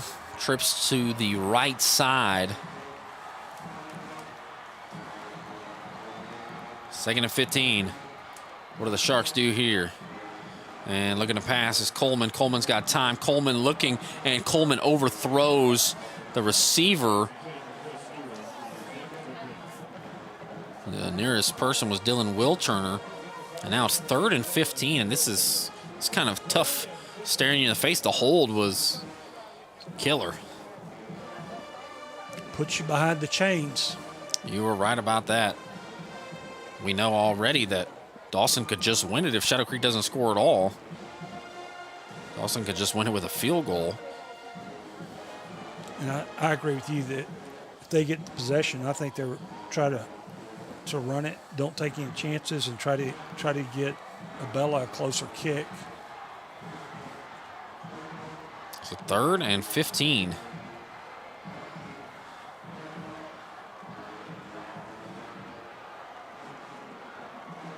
Shadow Creek taking a long time. Not sure what the play clock is, but now a timeout's going to be called. Shadow Creek. So if you're Shadow Creek, only timeout of the second overtime period. If you're Shadow Creek and you notice the play clock has gone out, do you start keeping your own play clock? I mean, and I think that's what the offensive coordinator, he was running down there on take a timeout. Because I have no idea where they are with the play clock. I mean, I don't know if they're about to run out. Yeah, he was running. Coach was running down the sideline wanting a timeout. And I think Dawson gave them a look that in the secondary that they didn't like. Man, a 5-yard delay of game there penalty would have been a backbreaker. Yeah.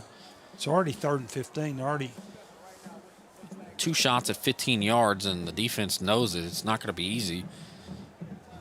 You said earlier, big players make big plays, and this is something you're going to have to go to Chris Stewart, Jalen Adai. They're going to have to make a man miss. They're going to have to break a tackle, something.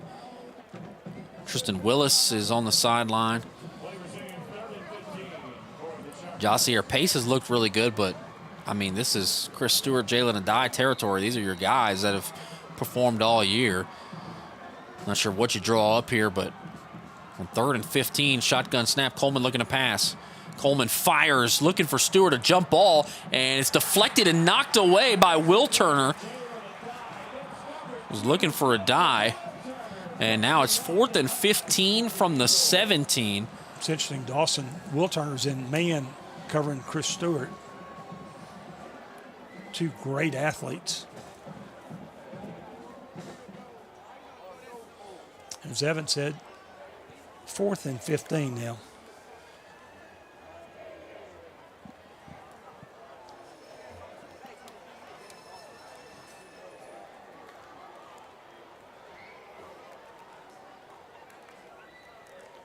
Big play coming up here.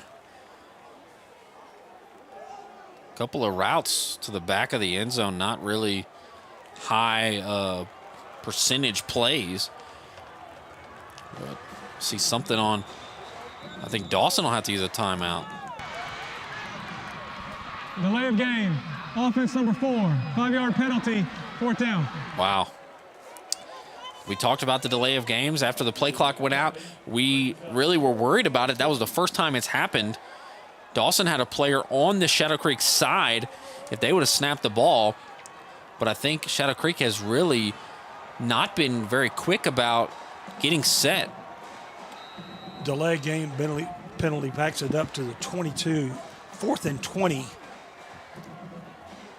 Should be very easy to stop for Dawson. I mean, if you give up a touchdown here or a 1st down, I mean, that feels like a failure.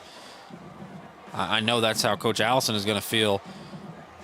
Obviously, some special players for Shadow Creek, but... Yeah, they're at the 20. They can't get a 1st down. Just feel like you can't give up a first. There's a timeout. Dawson. They're alone timeout of the 2nd overtime period. So Dawson nor Shadow Creek will have a timeout when Dawson has the ball. That's it. In the 3rd overtime, teams don't get additional overtimes. We won't see any more timeouts. Injury timeouts only. So if Dawson has some pre-snap issues, they're not going to be able to call a timeout. If Shadow Creek doesn't like their defensive alignment, they're not lined up correctly, they're not going to be able to stop it. So that is huge. Obviously, this is a really big play in the game, and not necessarily anything wrong with using a timeout, but you only get one. 27-27, 4th and 20 for Shadow Creek. They did everything they could to climb back into this one after Dawson really had the game in their hand in the first half. In double overtime. Some missed opportunities from both teams, and here we are. One of the wildest 4th quarters we've seen. I think the only 4th quarter that would rival it would have been last night's Iowa Colony and Randall game. That was crazy, but we'll see Tavis Coleman come out in the shotgun. He's got an empty formation, trips to the right, 2 to the left. And 4th and 20 from the 22. 3-man rush, not going to get any pressure. Coleman looking to pass, fires, and has a man, but he drops it. It doesn't matter either way. It wasn't going to be a touchdown, as it looks like that was maybe a die. And now Dawson just needs a field goal to win. A die slipped, trying to come back to the ball, and he had a shot at a touchdown there. And in 2nd overtime, now Dawson gets their chance from the 25-yard line. If Coleman hits a die in stride there, he runs right into the end zone, but the pass was behind him.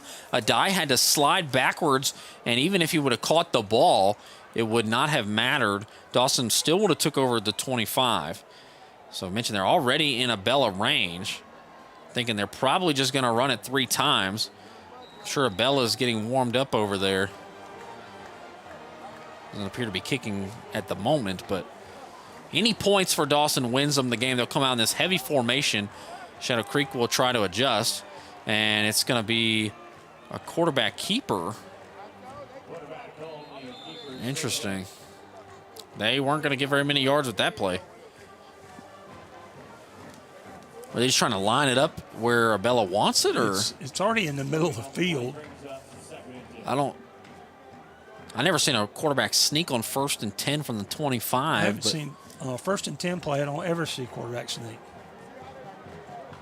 Interesting. 2nd and 10. They go to Brown, right side. Brown's got some room. Brown is going to explode. Brown down to the 10. A 15-yard gain.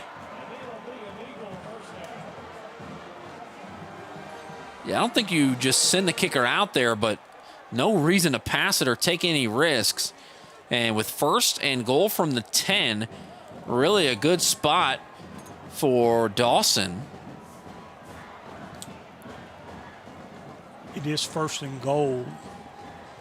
They can't get another 1st down. Handoff going left side. A Shark there to bring Brown down after a gain of 2, maybe 1.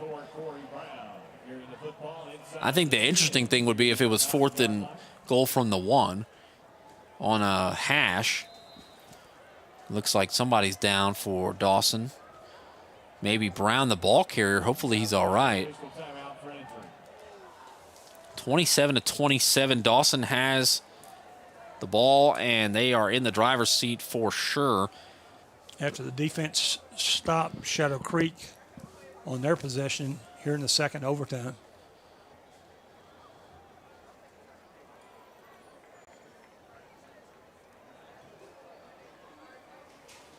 Hopefully Brown going to be okay.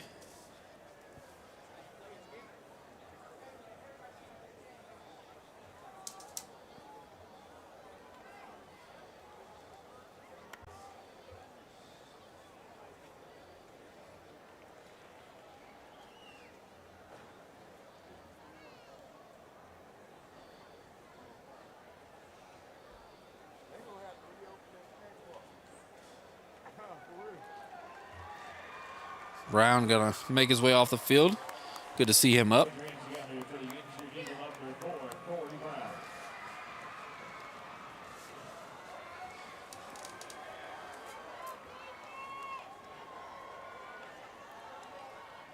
Dawson will have 2nd and goal from the 9. Yeah, I don't know. Each kicker, I'm sure, is different, but if you were at a far hash, you know, maybe you don't like it there. I don't know. We'll see, as it's definitely looking like Dawson is in position. 2nd and 9, and Brown's going to roll out right side, and Brown is going to be cut down at the 3, and they'll keep pushing the pile. Looks like they'll finally blow it dead at the 2. See exactly. Oh, they'll spot him down at the 3. So 3rd and goal from the 3, and they're closer to the middle of the field now. And they're going to send out the field goal kicker for a 20-yard attempt. And Shadow Creek has blocked one already. If they block this kick, this place is going to explode. Noah Abella to try and win the game in double overtime. Currently 27-27. They're going to kick it on 3rd down. Abella already with a 43 and a 42, and as Evan said, his other kick was blocked. Shadow Creek, see if they can block it. Heavy on the right side. Snap, hold, the kick. It's up, and it is good. Dawson will knock off Shadow Creek 30-27, and Abella was the X factor the whole last couple of periods, and he is going to win it for the Eagles. The Sharks fall at home by 3 points.